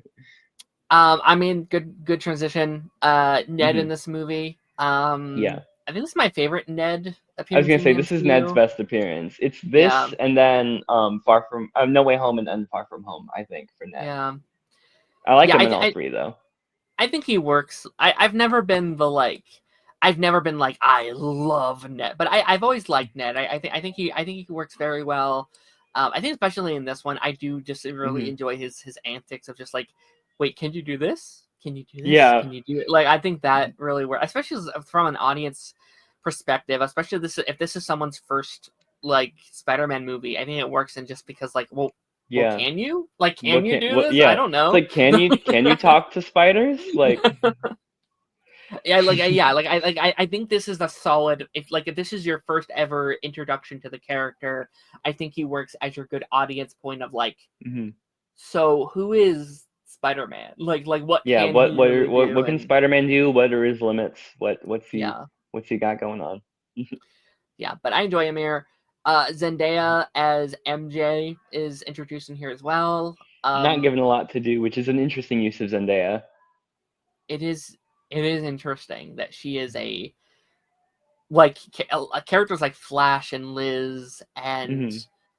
I'd even argue like Aaron Davis have a more important role in the story Yeah. than her here, which Yeah. is I think one of my issues with Far From Home a little bit is because I wanted that transition to feel a lot more smooth. I'm fine with it Hmm. here, her not being a big role, but they kind Hmm. of jump into Far From Home being like, oh, Yeah. they are like really close, and he's Yeah. infatuated with her. It's like, whoa, all right, we moved. Yeah, There was a I kind jump of do that get it happened. though in some way because Yeah, like when you're young like that, you kind of do that's jump from crush to crush pretty quick. that is Um true. but like it's also like I wouldn't have minded when they originally announced like the Spider-Man freshman year show when it was called that. I Yeah. was kind of hoping they would like do another like do that as the origin story for MCU Peter Parker and then do a second Hmm. season that's in between Homecoming and Infinity War to kind of bridge that gap a little bit. That would have been I cool. still would Yeah. love if they would do something like that with an animated show because they can't do it live action. Um but Yeah. yeah, it's like I understand and kind of agree with the complaint, but I also don't mind. So it's like I don't know. Fair enough. Yeah. Mm, That's fair. I mean, I already mentioned him a little bit, but Aaron Davis also makes an appearance in yeah, this movie, I which love Donald Glover in that role. you too. I really hope by the time they're finally going to do a live action Miles that he's still, Hmm. good enough and willing. Again, I don't know when they're doing it, Yeah. if it's in the next Well, he 5 or came 10 back years, for but Beyond the Spider-Verse, so maybe he'll come back for another Spider-Man. I I really feel want like to he see him would. do that. I Yeah, do too. I want to see him like in the Prowler costume doing his Prowler stuff. yeah, no, he's great. Yeah. I love his personality. I love that Hmm. sequence where he's like, You've never done this before, have you?" Yeah. Like It's like I know what a girl sounds like.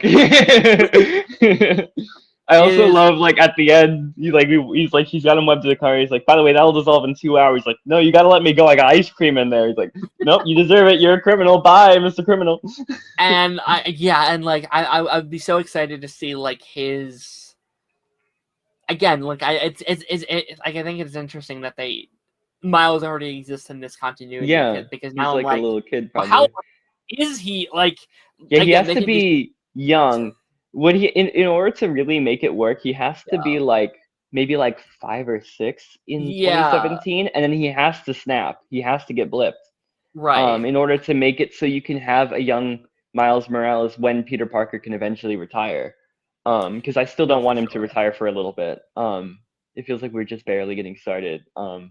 I mean I think if we do Miles, I'm still under the idea. I kind of want them to do it like Insomniac, where I think I Yeah, would where like they're both both to Spider-Man exist for a for a while. while. Yeah, Yeah, yeah. I want Peter like like to have at least like 1 or 2 more on his own, and then you can introduce yes, Miles and start it going. especially if you want to have Miles around Kamala's age so they can be friends. Um, Hmm. but yeah, Yeah, so that's kind of where I yeah. stand. No, for sure. Like, I think, like, I don't think you always have to kill off characters to have the No, actor retire from the role. Like, I think when Tom yeah, is done, just don't show him. Like, he's off on a little thing elsewhere, and you can just show hmm, Miles' adventures without. Like, you can do that. You don't have to kill off. yeah, And then in like 8 years, Tom could be like, "Yeah, I'll come back. I've done all my other things. I've done this thing. I'll hmm, come back for a, I don't know, a seventh Spider-Man movie or hmm, whatever." So like, or that's how I something. would do Yeah, it. Yeah.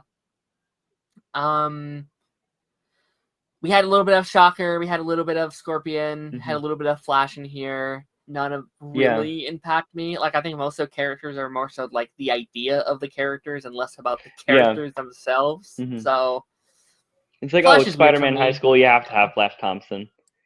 Yeah, I I thought don't it was an love this interesting take. Flash, but like, I don't know. I think it's Good. funny. I think like this is gonna be another hot take. He's my second favorite Okay. Flash. My favorite's the Amazing Interesting. Spider-Man. Because I think this is an I Same. interesting modern take on Flash Thompson, where he's not the traditional jock bully, but he's more Mm-hmm. of like if you're at this kind of technology school, that's more of the kind of jerk you're gonna Yeah. come across. He's Um, an yeah. and I think it's interesting because he likes to think of himself as smarter than Peter, which is an interesting take on the character because usually he doesn't care about that. Um, so it's like he's got Yeah. like the basic of being the school bully there, um, and then they kind of just do other stuff with him. I like his obsession with Spider-Man, especially in the second one. Um, but I yeah, I guess don't I know. just It's unique. It's different. I guess I wish there was just a little bit more nuance because, like, Yeah.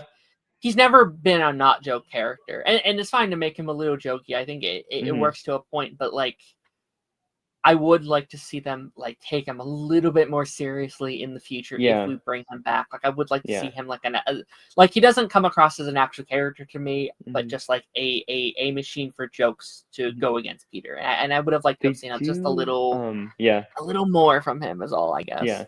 They do give us like a little glimpse of that in arguably comedic way. In Far From Home with like when he Sure. at the airport when he's like, Yes. "Oh, could mother not make it?" It's like that's sad when you really think about it. That's deeply sad, Yeah. but it's also like a little bit of a joke. But I don't know. I feel like if they wanted to, they could really flesh out that character more in future projects. But I don't know if they're gonna really bring him back. I like again, It's like weird. I would love to like play with that a little bit. It's like, okay, he is a character that is such a dick because he's had Yeah, a really rough home life. Maybe his yeah. parents like It's like, yeah, sure, he's rich, but he doesn't have any meaningful relationships, which is yeah, arguably more important. But then again, now Peter doesn't have any meaningful relationships anymore either because he's all on his yeah. own. So I feel Which like they could meet again and kind of relate then. I know, like I know people are like, I don't want him to be like the MCU's Venom and stuff like that. But like Mhm. I think there's a world where I really like that. Like, play Mhm. into his like loneliness, play into Yeah. like he has no one Mhm. and no one actually really likes him, which makes that Yeah. connection with Venom feel even more impactful. Where it's like, That well, could now be you do have interesting. somebody. You have me. Yeah. I am all you need. And play into that, where it's like, I thought he was just this silly little guy, but he's Yeah. actually a real threat for me, and this is bad, and I don't want to hurt him. And Mhm. maybe Peter has to retell him he is. I don't know. Like, I think there's Yeah. something there that could be really cool if done well. Oh, ooh, because in the second Venom movie, in the post-credit scene, they established that the symbiotes have a hive mind. Yeah. So if he did bond with a symbiote, he would probably remember Peter Parker as Spider-Man. Oh, that'd be interesting. Where it's like, Yeah, you lied to me, Peter. Like, how could you yeah. how could you It's do like this to the that world? weird nerd I bullied, or like nerd, he's a Yeah. nerd too. But that weird kid I bullied at school, Hmm. he's Spider-Man. Well, I mean, I do think there could be a very interesting POV where like, Peter Parker, you are the true villain of the world. Who gives you Hmm. the right to affect all these people Yeah. like this? Like, And then that could be really also, cool. like the angle of like him being like, Peter Parker is Spider-Man, and somebody he knew in high school is like, "Who's Peter Parker?" And he's like, The the insanity. guy, the guy who kept disappearing, the guy in DC, like blah blah blah. It's like, I don't know who you're talking about. We never knew anyone named Peter Parker. Yeah, like there Like, is this like insanity angle that you yeah, could he's pull like, where it's like it's like he's real. The black goo in my head told me he's real. And then, it's like gaslighting him yeah, into like the voices what in my head told me Peter Parker is Spider-Man. that would be kind of cool. Yeah. I'd be into that for sure. Hmm. All right. Moving on to our second movie here. I did not have Yeah. time to fully rewatch it. Well, I watched the first 40 minutes this morning. I unfortunately Hmm. slept in more than I wanted to. But Thor Yeah. Ragnarok 2017, the third Thor movie, the third installment. Thor is an interesting franchise for me. Yeah, me too. I like the first movie. Hmm. I don't love the second movie. Hmm. And then these final two, I'm a bit mixed on. With I think this one I'm very interested in because it is a mix of like things that really, really, really work for me, and then there'll be like these little Hmm. things where I'm like, not quite there with some people. Hmm. But what's your kind of history with Ragnarok? Is this one that you saw in theaters as well, I or did, yeah. I've seen everyone since 2012's Avengers in that's theaters. awesome? That's awesome. Yeah. I actually for the other ones, like I got into them when I saw the trailer for the Avengers, so I went to Blockbuster Video when that was a thing.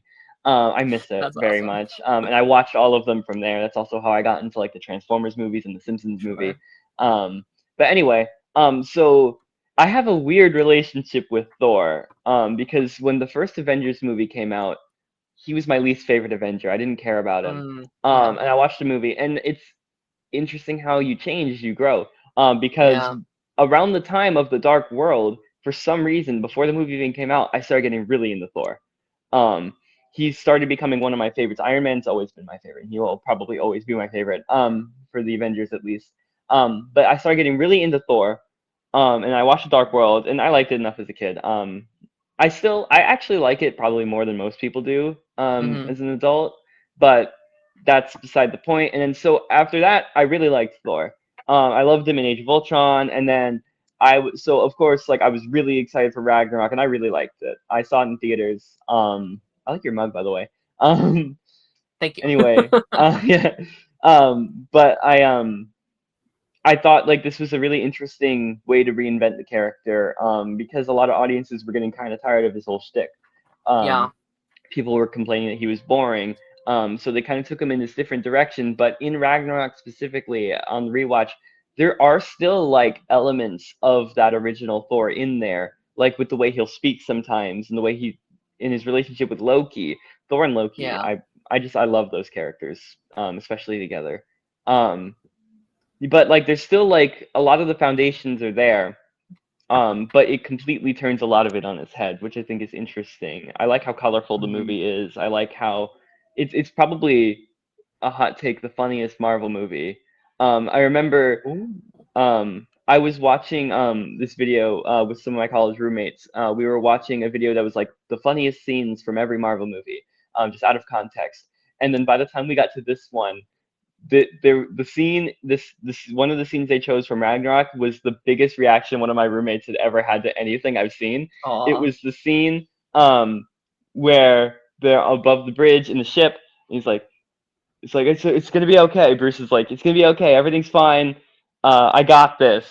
He's like, what the? He's like, you wanted to know who I am? So what the hell are you talking about? You'll see. He jumps out, Comes out. Yeah. flops on the bridge. That had my roommate dying for at least like a solid 5 minutes. Good. And then Yeah. we rewound it and watched it again. We showed him the rest of the movie because that joke was so funny, and it Yeah. was a good time. Because he hadn't seen that before. So watching him watch that was really funny because like he saw him jump out because he knew it was Bruce Banner. He knew what the Hulk's typically supposed to do.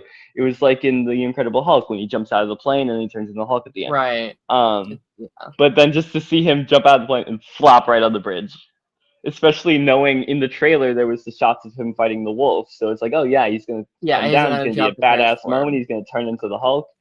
Nope, he just flops on the ground and he's just out. And like the Playing some close like up on him, expectations for like yeah, it what you was, know from superhero yeah. movies. It's like, oh yeah, he'll Hmm. jump out and he'll do the thing. It's He'll do the cool we've seen. thing and he'll fight the Yeah. monster. It's like, yeah, it'll do a Yeah. cool Hulk scene. Nope, just flops on the ground.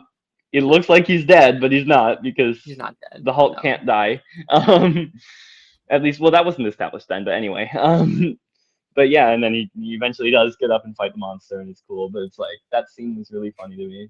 Um, there's a lot of jokes in that movie that I like. They really utilize Chris Hemsworth's comedic timing really well because he's a really Yeah. strong comedic actor, and they didn't really do that as much in the original, and at least in the second one. The first one, he gets to do that fish out of water bit, and he's pretty good in that. Yeah. But I think that um, Ragnarok and Infinity War are my favorite appearances of Thor. I think Infinity War is my personal peak Yeah, of the Infinity War character. is the best. Yeah, it's just the best I Thor. love that like middle ground of like a character that uses comedy to I guess To mask dis- himself. mask his pain to Yeah, distract himself, and I really love that a lot. I'm praying they go that Um route for Spider-Man in the next one. Anyway, yeah. No, might they go back to him? no, like I definitely think I think this movie does a lot for the MCU. Like there's a lot of Mhm, things that are introduced in this movie. mhm, Obviously, Thor losing the hammer, Thor losing yeah, his eye, mhm. the dynamic between Thor and Loki. I think that's like this movie has one of the strongest. I just like made a Yeah. post about this the other day. Spoilers for Thor Ragnarok in case anyone watching hasn't seen it. Spoilers. We Yeah. forgot to say that for Spider-Man because we spoiled Yeah, all of spoilers Spider-Man. for all these movies that are almost 10 years It's old. funny. Yeah. It's funny we mentioned the Vulture twist, but we didn't even say what the Vulture twist was. So there was Liz's dad, Oh, sure. which is kind of funny. So spoilers for Spider-Man: Homecoming, spoilers for Thor Ragnarok, but Yeah. something that I really like. I love me a good happy ending, but I also love me a tragedy. And Mhm. I think that the way this movie ties into Infinity War at the beginning. Anytime I do an MCU rewatch, I watch this one out of order because I think this is the perfect movie to watch right before Infinity War because it lines up so Sure. perfectly Yeah. with that post credit scene. Anyway, but I just love that at the end of this movie, Thor and Loki wind up on the best terms they've ever been on. They're genuinely on the same page. They're Mhm. genuinely closer than they ever have been before. They're actually like Loki's not gonna like you don't get the sense that Loki's gonna betray Thor again because they've grown so much as people. Yeah. Especially like with that bit where Loki tries to betray him, but Thor's already one step ahead because he's done this so many times. Yeah. Um, but they're on such good terms. You think, oh, good, they're finally gonna have like a healthy brotherly relationship. And then at the beginning of the next one, Loki's gone. Um, Yeah. And it's I just and such a tragedy, and I think that's just such a strong like thing. It's like you give the characters what they've been like, what Thor's been.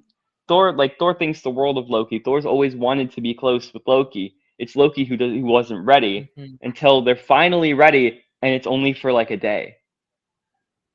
Yeah. It's just I don't know. There's something so sad about it. Sorry, you can I go. do love his like final betrayal as well because it does feel Hmm. like an evolution of that betrayal because it's no Yeah, longer like it is. Oh, sure, it is a selfish betrayal, but yeah. it is like I'm gonna freaking die if I don't like he is scared for his life Hmm. instead of being like I want the power or I want the fame. Hmm. It's like no, we will die. Like we cannot face her. This is too dangerous Yeah, of a mission. And I do like how it kind of yeah. keeps evolving. Like it isn't just I Hmm. want power, I want yes, he wants power. Yes, he wants Hmm. control, but I do think I think through his time as Odin, I think he was lonely. I think he Yeah. missed family, he missed his father, he missed his brother.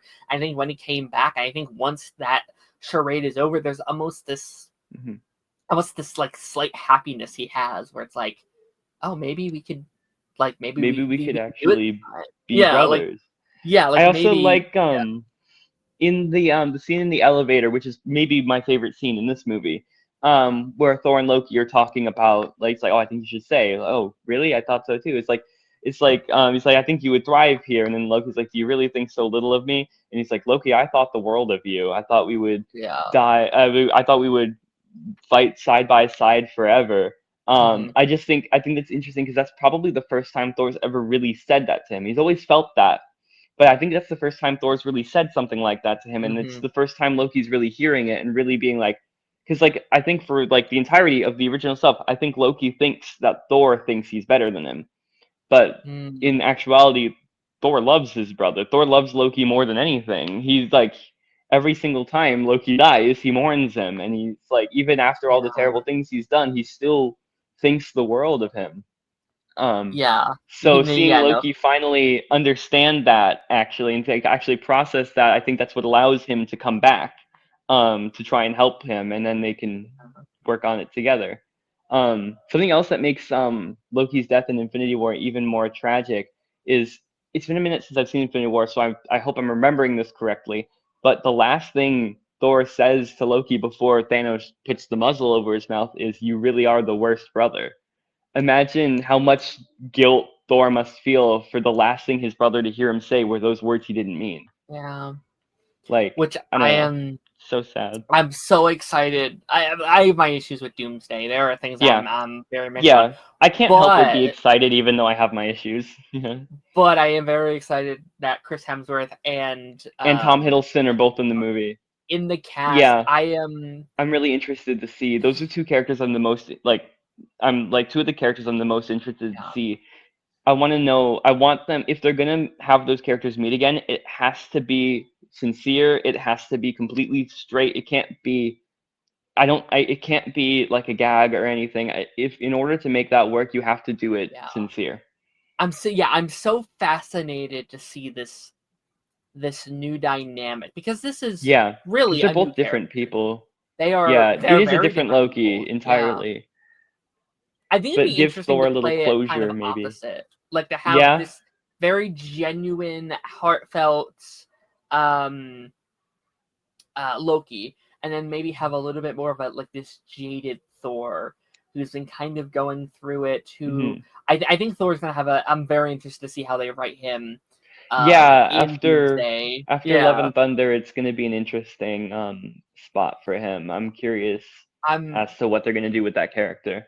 I'm very curious. Like he's the only OG Avengers on the team from my Yeah. memory. That's Yeah. confirmed at least, and I like play Yeah. into that dynamic of like him not really trusting anybody, him feeling very overprotective. He has a daughter Hmm. now, so he's got to feel like, Yeah. okay, let's get this done. We need to get this right. I need to go back to Yeah. her. I need to make sure she's Hmm. safe, and then have a Loki that's like, brother, like, come on, Yeah. like let's It's do so like I good to think that'd see be you, brother. yeah. And Thor just like, you son of a bitch. How is Like this how I possible? watched you die, and Thanos said no resurrections. Mhm. Um, so I'm really curious to see how they play that, because there's two routes they could go. They could go with Thor being angry that he feels like he's been lied to because he's a Mhm. trickster god. Loki has always been, or they could do just the overwhelming joy of seeing somebody you thought you had lost again. Mhm. I'm just I think honestly Thor is probably the character that's been announced I'm the most interested to see in this I'm next one, interested. Yeah. because I've had such a long and like weird relationship with Thor, as I said, where I didn't like Yeah. him, and now he's one of my absolute favorites. I like him so much I even started reading Mhm. Norse mythology to That's really like. cool. Yeah, so like I've gotten really into this character, so I think that he's now one of my favorite Avengers, and I really want to see what they're going to do with him, because I think he's just such a fascinating character. No, I definitely agree, and I'm really, again, I don't love the Downey being back thing, I don't but like that either. I would rather him that as Iron Man, honestly.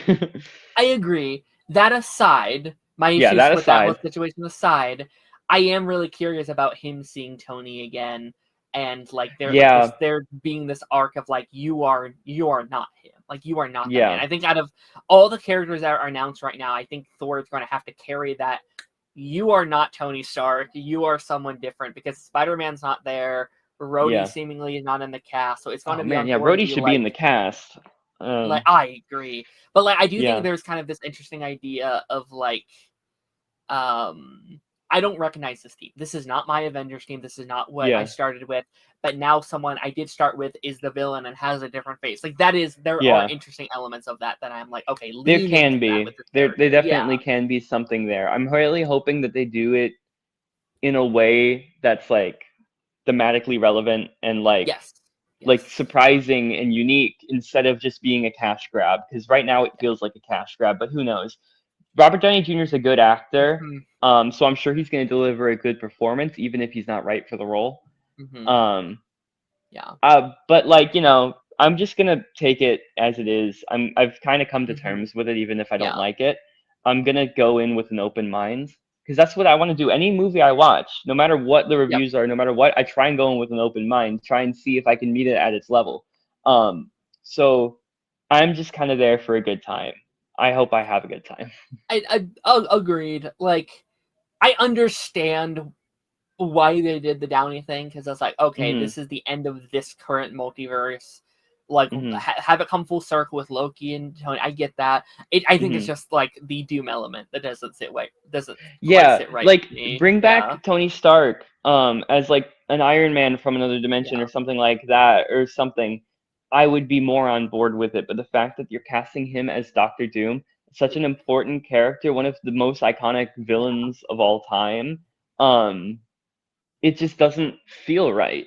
Um it feels Yeah. like you should be putting more care into the casting of such an important character like this, I especially since this Doom, we haven't seen anything of him, so we don't know his relationship, especially to Reed, because Reed and Doom is the most important. They're like this. It's like they're so linked yeah. that I feel like that relationship is so important. And I love Pedro Pascal's Reed, so I want Me to see too. him with a proper Doctor Doom.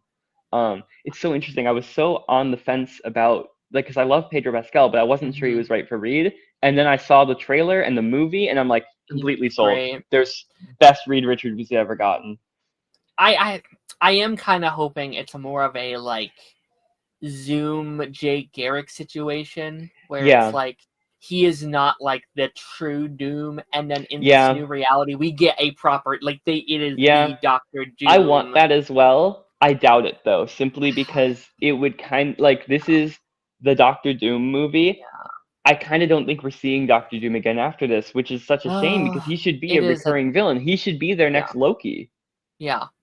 No, I fully agree. I need them to at least do some sort of, but like then again, it's like, wait, why should I care about this one when it's Robert Exactly, Downey that's what I've been Jr. as saying. Why Doom? should we care Yeah, about the Robert Downey Jr. Doom if he's not the real Doom? That's the thing that's and like been bumping me. like this is like the first like I'd argue like big adaptation of Doom. Like I feel like there hasn't been a great one yet. Yeah, So it's everyone's so gonna be like, funny. oh yeah, like Doctor Doom is just a variant of Iron Man. It's like no, no, No, no, no. no, Like he's not. It's so uh, funny how the bar is so low. Robert Downey Jr. is probably going to be the best Doom by best. default. Yeah, you're not wrong. The bar is on the um, ground. um, yeah, Anyway, no, Thor. Thor. Yeah, Yeah. Kate Blanchett as Hela in this Oh, movie, fantastic. I really loved her fantastic. in that role. Speaking of villains keep coming back, I don't. I think it's a damn shame she's never come back as Hela. I think Except for in What If, yeah. yes, I think she should I come back think that eventually. I feel like it's kind of hard to kill the goddess of death. Like she is such a cool villain. She has such a Yeah. presence on screen. It's always been weird that they didn't like. I know people were like, "Oh, they should have done the whole Thanos thing." I don't necessarily think all of that, but like, especially since we literally got actual death recently Yeah, with in Agatha. Agatha all along, yeah. Um, but I'd like to see her Yeah. back. I don't know if I you would could do love to see that. Hela back. Honestly, like with the God characters, you can kill them and bring them back, and I won't really care. Um, so I think, like, except for maybe Loki, the main timeline Loki anyway, not the variant Loki. Yes. But yeah. So I don't really, I don't like. Sure, bring her back. I'm totally cool with Hmm. that. Her death wasn't that impactful. It was just like, oh yeah, she's dead. Boom, stabbed with a sword. Um, Yeah. so like totally, goddess of death coming back to life wouldn't bat an eye. Makes sense. Yeah. No, Makes sense to me. I Can't like her kill the goddess of presence. death. Yeah. I think she's well. I must say that she's the best Thor villain, but then we have Loki, so I guess I can't really Now say she's the Loki's. best Thor I feel villain. like Yeah, almost like I don't use this term lightly. Almost objectively, Loki's the best one. yeah. Loki's the best one. I But do she's think second she's place. leap. I do think she's leaps and bounds from Thor: The Dark World, whatever the fuck his name, and the fucking Malekith. I remember Malekith the that because Dark I'm a Elf or nerd. whatever. I Yeah. I did that episode back in I think it was June, and like when Mm. it came time to like record the episode, I was like I don't even know their name. I forgot it quite instantly. Yeah. And then Gore the God Butcher as well. Yeah. I was quite disappointed with that. Yeah. It's kind of funny. My top three live action Thor villains are Loki, Hela, and Insurter from Ragnarok. So Mm, this movie's got two of my favorite villains. So yeah, I don't even fair. remember much of Laufey either, though, because he was in the first one. Mm-hmm. But just Loki is just too memorable. Loki is the best Thor villain. I think they've done him right every single time. I don't think there's a Loki's single Loki appearance I don't like. same. Yeah. And I think it's interesting too because like I guess he's only really the villain for the first like Thor 1 and Avengers, and Yeah, I and think then from Avengers, there and then it's he's a secondary, yeah. both protagonist and antagonist in the Dark World. But Yeah. it's mostly like a reluctant team up sort of thing. And then in Yeah. Ragnarok, it's He's a again the same sort of protagonist. thing. He's mostly a protagonist, but he's got a couple scenes where he's kind of doing acting in his Right. own self interest. Infinity War, he's straight up a good guy, until he wasn't. Um, Agreed. and then he's not in Endgame very much, just a cameo. And in the Loki show, he's a good guy, but he's kind of a Yeah. villain at the beginning. I love the Loki show. I think that was I really well done. it's in my like top 5 I think Marvel things they've ever made. it's I funny. love it. I think it's the absolute best Disney Plus show they've done Yes. for Yes. Marvel. I Full might stop. like No. She-Hulk more, but I think Loki is just not objectively. I don't like the term objective for Yeah. film, Yeah. or any art in that matter, for that Fair. matter. But I think that like if I'm putting aside my personal biases, I think that Loki is the best thing that they've done on TV, at least for Disney Yeah. Plus. It And I is. Yeah. want to rewatch it so bad. I think it's the closest in quality that TV has gotten to like the Agents of Shield era and like the like Netflix Marvel stuff. Like it's Mhm. what, especially season 2. Like I liked season 1. I Yeah, thought that was solid. season two's Season 2 finale is is one of the insane. best things I've ever seen. Um, every time I think about Owen Wilson standing there, and so he's like, "What are you gonna do?" He's like, "I think I'm just gonna stay here, let time pass." So And good. then Loki at the end, when he's about to become the god of stories, and he references back all the way to the first Thor movie. He's like, "I know what kind of god I have to be for you, for all of us." Yeah. Chills again. Chills. Like Yeah. I don't know. I think that show was like it's such a funny thing because like when it was first announced, I'm like, oh well, there's no way this is gonna be good. This is gonna be a cash grab. This is like I Loki's was been nervous dead. too. And Yeah. then I watched it and I'm like, oh, I get it. I see what you're Mm-hmm. doing, and it's really Yeah. good. No, yeah, like I was also like, wait, why are they doing this? And then Yeah, it's like yeah, really like you Loki. He see died twice now. We're good. But yeah, then I watched the show and it's like, it's great. Idris Elba's in this movie for a bit. His last major appearance as yeah, Heimdall in the MCU. Like he appears a little bit in he's got a scene in uh Infinity War and he's got a scene in Love and Thunder, and that's it. yeah, no for sure. I like him So in this though. I He's like him in not. this. I'd like to see him come back at some point. Yeah, Like I know he's dead, but like yeah, he's literally in Valhalla. I don't know. I feel um, like that's a character I wouldn't mind if they kind of I wouldn't retconned. mind them bringing him back. Yeah, they Yeah, could like I don't know. I think he's an interesting character who could, I like him a lot. yeah, who could they could do more with him. Great actor too. Grandmaster is also in this. Love Jeff Love Jeff Goldblum. Goldblum. You can't go wrong with Jeff Goldblum. No, no, Yeah, he's it's so funny. I tried to take a little bit of notes on both the movies. I kind of locked in though, so I didn't take too many notes. But one of my notes was for Thor Ragnarok was just love Jeff Goldblum. Can't you just he's just playing himself essentially, but he's doing such a good job, and you can see him having fun. A quote I think about all the time is like, "You've officially been pardoned from life," and then he kills the guy, and yeah. that's like his cousin. That's so funny. No, I love that whole like section of the movie. It feels Yeah, so like fresh for the MCU. yeah. I And Sakaar as a whole is very Jack Kirby.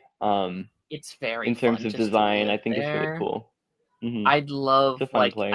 I know it's a bit different from this aspect of it, but like I'd hmm love some sort of like contest of champions, little like what if story in the MCU. Ooh, that would be Like cool. That'd be cool. like They kind of like did don't that a little bit with Iron Man in the What If show.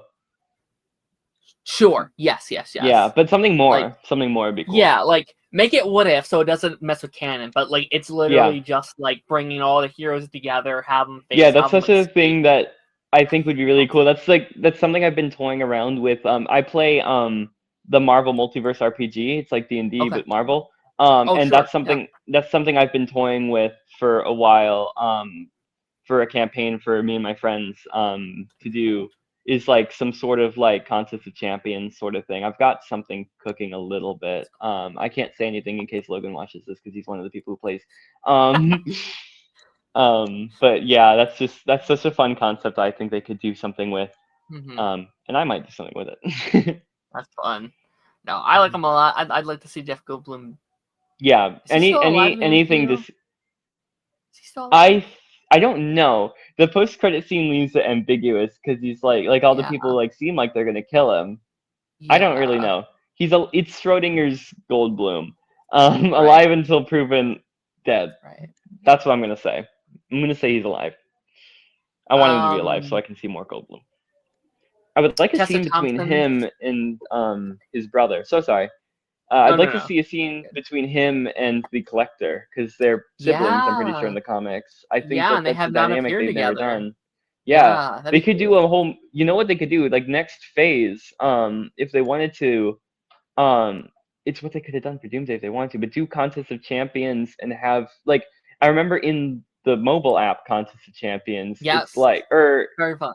either that or in the it might have been the Ultimate Spider-Man cartoon. They had them going against each other with choosing different champions to fight. Hmm. They could do that for like some sort of movie if they wanted to. That could be kind of cool.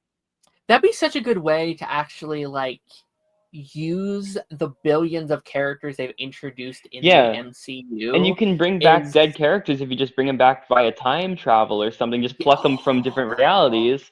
You could bring back Iron Man. yeah, You could bring back Chris Evans, Captain America. You could even bring like characters like Wolverine from Deadpool, and Wolverine / X-Men movies or whatever. Like, you could do yeah. whatever you want with that because the rules don't apply. That'd be cool. That'd be a Yeah, cool way to do like the like Young Avengers or whatever they're yeah. doing with that little team. Like that's how they form. Hmm. Is like they all have like that. Like They all oh get like maybe chosen for the Contest of yeah. Champions. That would be Ooh, cool, and they all have to that come would be together and like interesting. team up to And then they have escape. to work That together, and then they team up in the main timeline afterwards because they form I like friendships, kind of like Thunderbolts when they formed a connection. I like this idea. I like it. Yeah, Okay. we gotta Let me speed run a Marvel. couple. You can hire me. Yes, I'm do it. looking for work. Come on, Marvel. Okay, let me speed run a couple of these characters I want to bring up here Yeah, really Tessa quickly. Thompson's Valkyrie. Um, You Tessa mentioned. Thompson's Valkyrie I love is. her. I love her too. She's so underutilized in the Yeah, MCU. I've pitched for a while, give her like a Disney Plus show or something. yeah, Um, I liked her totally. here a lot. This is her best appearance, I think, by far. Yeah, I don't not even really love that close. her It's in Love and Thunder. I wanted to really badly. I have my issues with that movie. I'm not a huge fan of it. mhm. And then oh, and she's in Endgame a little bit as well. But yeah, I think this is And easily she has her a cameo best in the Marvels. cameo in the Marvels, which I would have liked Mhm. to have explored that dynamic a little bit Yeah, instead of it just being like, "Hey, it happened. Give us street cred," and then yeah, she leaves. Like, all right, whatever, yeah. guys. Um, Hmm. was it Scourge? Is that his name from Scourge is his name. Yeah, Carl Urban's character? yeah, I think he's okay. yeah. Another one that's kind of like I don't know, not Yeah. utilized fully. Which it would be fine if it wasn't Carl Urban playing him. Like Mhm. you get Carl Urban for the MCU, and he's kind of the side comedic kind of one-off character where it's like should Mhm. have been I don't know, freaking Ghost Rider or like someone like Mhm. big or like I think he should have been like Thought a people main wanted him to be character. Wolverine. Yeah, like it feels like such a. Yeah, And again, a they little still bit of a could. waste, He's such a but small character. You could literally, yeah, he's back as yeah, the they main character. recast No other one people really cares. before. Yeah. Freaking Cersei from Eternals was a bit character in Captain Marvel. Like Hmm. nobody cared. Yeah, and I Our mean, new now Blade that was like in Luke Cage. I'm pretty sure.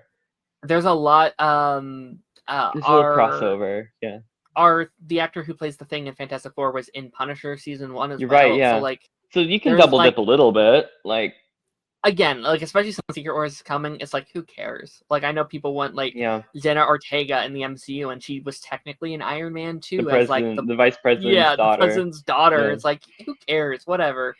yeah. Um, Odin dies here. This is Odin's last appearance in the MCU.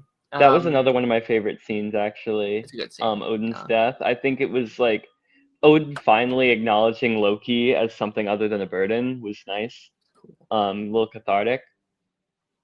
But No, it's nice. yeah, It makes me sad that Anthony hated doing these movies so much because he's so yeah, damn good as Odin.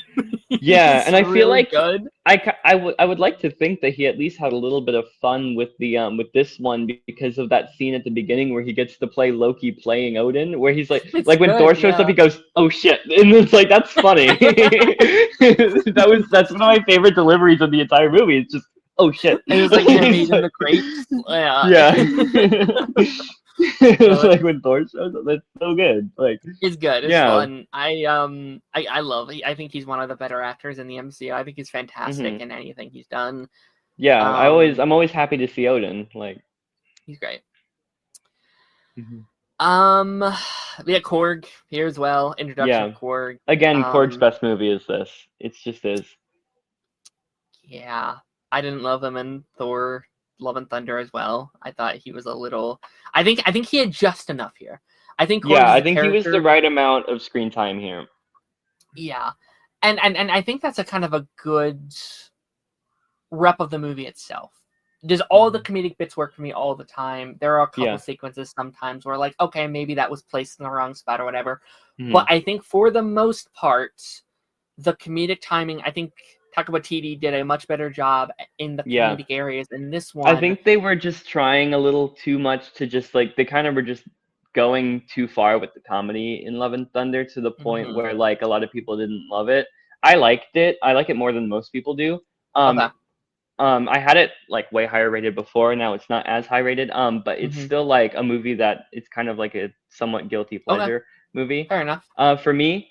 But I understand a lot of the complaints. And I agree with a lot of the complaints. I think they were just like Chris Hemsworth even said they were trying like they were having too much fun on set, like Yeah, making it too silly to the point where it kind of lost a lot of what Thor was. yeah. It's very Yeah. clear. Like I think this one, you probably had Kevin Feige very much involved. Still, it was Hmm. literally the movie setting up the Infinity War stuff. So Yeah, it and I seems like feel there was a like lot Taika of that. Waititi felt like he had something to prove as well, because Thor was like such Yeah, a like he was declining in popularity and he was going to be important to yeah, Infinity War, so they wanted to kind of revitalize him and make him hmm, more likable. So they were able to do this where it didn't push it too far out of what we know yeah. about Thor, but it was still different enough to be like interesting and unique and honestly really funny. Yeah, 100% agree. Like I think it mainly works here for me, and then you go over like yeah, you skip a couple years. Most people love Ragnarok. It works very Hmm. well, and he's like, oh, people love this. Let's do more and more and more of it. And Hmm. I do wish we kind of were able to rein it in a little bit. I Hmm. do wish there was someone being like, hey, dude, maybe cut out a couple of these screams, or maybe let's cut out a couple of these bits and focus more on here. But it does feel like they're just like on a playground having fun, doing whatever because it's fun. Hmm. Um, and yeah, I like Taka more than a lot of people. I know a lot of people hate Yeah. him. I still like him. I still think he's a great director. Jojo Rabbit is a fantastic Jojo film. I Rabbit's still need to watch incredible. more of his Yeah, early work. yeah. I'm curious, yeah, because I do think he just works best with like I don't know, just a little bit of I kind of feel the same with James Gunn, where I feel like both of them work better with a little bit of restraint, a little bit of Yeah, that's why I always say for James Gunn specifically, he works best in PG-13 in my opinion. yeah, Like Guardians of the Galaxy trilogy and Superman are my favorite things he's ever done. I mm-hmm, like Peacemaker as well, but that second season was a little disappointing. Um, mm-hmm, but like, so I think that James Gunn works best when he's restricted to PG-13 because when he goes in rated R, I like Suicide Squad and I like Peacemaker. I don't like Creature Commandos. yeah, But like, so I feel like when he has to limit himself to PG-13, I think he's able to be more creative almost with it than when he has no limits, because then he kind of just gets ahead of himself a little bit. agreed, agreed. Mhm. But then But Taika yeah, is a similar boat. yeah, no, I definitely agree. I think he works better in a smaller pool, also with his original Hmm. properties as well. Like I'm Yeah, nervous like about his Jojo Star Rabbit Wars is still one of my movie. favorite films. Yeah, we'll see how that turns out. I'm cautiously optimistic, I think. I don't know. Yeah, yeah. Okay, the final thing I'll mention with Thor Ragnarok because I just don't want to mention the sequence. I do love the Thor versus Hulk gladiator giant fight. That gladiator fight is so cool. It is I wish we could have very gotten well more done from Hulk scene. on Sakaar. I kind of Yeah, wish we could have gotten like some yeah, sort of Planet Hulk movie or show, but obviously with Universal it's tricky. Um, yeah. but I think it's interesting that they kind of give the Planet Hulk storyline to Thor, because in the Hmm. comics, I'm pretty sure I haven't read it, but I know enough about it, I think, to say this. The Hulk is the one leading the revolution in Sakaar, Mm, but in the yeah, movie, it's kind of Thor. yeah. Because like he helps them revolt so they can help him on Asgard. Yeah. No, Hulk is weird because like all the movies I would pitch Hmm. in the MCU would be prequels. Like I'd be like, Yeah. okay, yeah, like one before Ragnarok and then another one before Hmm. Avengers Endgame, them merging together and Yeah. like you could do a Yeah. trilogy of just Hulk prequels in the MCU kind of thing. Yeah. But but yeah, I think with that being said, that kind of takes us to the end of our episode today. Hmm. I want to give a big thanks to Tanner who joined us today. Is there anything from either Ragnarok or Spider-Man that we didn't mention that you would like to mention as we kind of wrap this up here? Let me think. I have to check my notes almost. We didn't talk too much about him, but I like the Hulk a lot in this movie. Sure. Yeah. A lot of people like it's a bit of a mixed bag for people.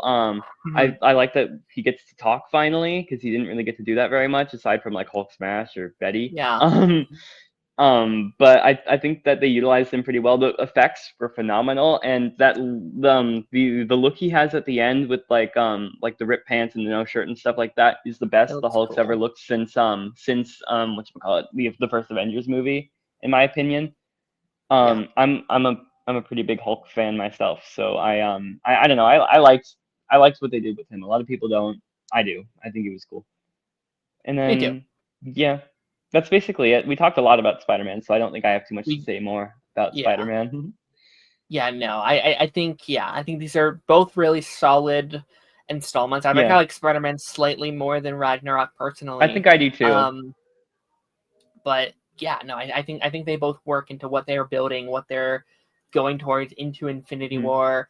Next time I do this retrospective, we're doing Black Panther and Infinity War, so that's going to be a very Ooh, interesting one. yeah, Um, that's gonna be a long episode then, because there's a lot to say about those. I'm just gonna be like nothing. We're just those things. We're talking nothing Yeah, else. Just those nothing movies. else. Just go right into it. So Black Panther. 2 seconds in, we Yeah, gotta just give 2 seconds. it. Like, hi, this is my guest. Anyway, Black Panther. Yes, absolutely. But Tanner, thank you so much for joining me today. It's an absolute pleasure as always. Happy to be here.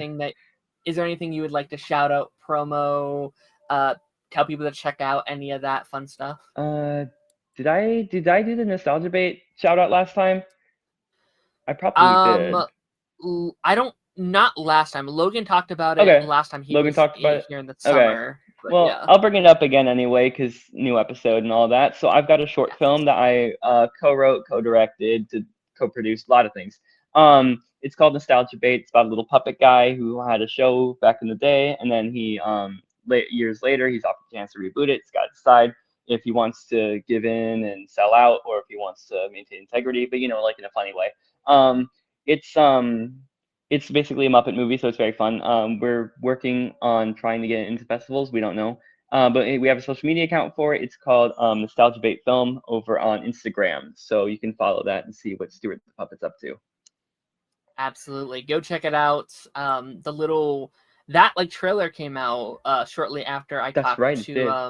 to Logan about it, and I was like, just the concept of it. I was like, that sounds really really fun. Hmm. And then I saw the trailer. I was like, this looks really good. Like I was like, this looks like a Thank you. really good We did product. That you guys we did win in a student award at our school. We got joint first place for best comedy short at our little tiny like end of year little festival kind of thing. That's So that was incredible. exciting. We didn't expect to win anything because one of the other films we were going against was all the popular kids. We tied with them. Um, That's incredible. yeah, it's a great. I honestly like, not to toot my own horn too much, but like I'm really proud of what we did, and I think that we made something really really good. So I can't wait to be able to share it with people as soon as we Yeah. know if we got into any festivals or what festivals we did get into, then we can actually start. After it premieres, we can start releasing Mhm. it to people. I want to show the world because I'm really proud of what we made. You should be. Yeah, like just again, I haven't seen it yet, but like just based on the Mhm. concept of it, like I think that's such a good concept of that like Mhm. meta-ness of like rebooting things and bringing things back Mhm. and just like I think doing it from the POV of like a Muppets is really like the Mhm. puppet world is very interesting. They just had that thing that came Mhm. out this week of like the like Sesame Street like Netflix deal that they got going and like Yeah. revamping Sesame Street with a budget. It's like, oh Yeah. my god. Yeah, it So turns that's out our very film fun. is even more relevant now than when we Yeah. wrote it. That's crazy. That and then just Muppets being so underutilized like in the I space. I bet know. there's Gosh, gonna be a thank God lot they're of like finally doing a new thing for the Muppet Show on Disney. I the really hope Muppet that Show. they I'm actually so go. excited for that. That's gonna be so Yeah, much with fun. Sabrina Carpenter is such a perfect pick. I really hope that Yeah, that leads to a new show because I think me that too. a new Muppet Show would be like it's just something that the world needs right now, I think. Agreed. I think that'd be awesome. But yeah, again, thank you for being here. It's an absolute pleasure. Thanks for Stay having me. until after I press the end record here, just so I can properly say goodbye. And Hmm. yeah, I will see you folks on the flip side. Goodbye.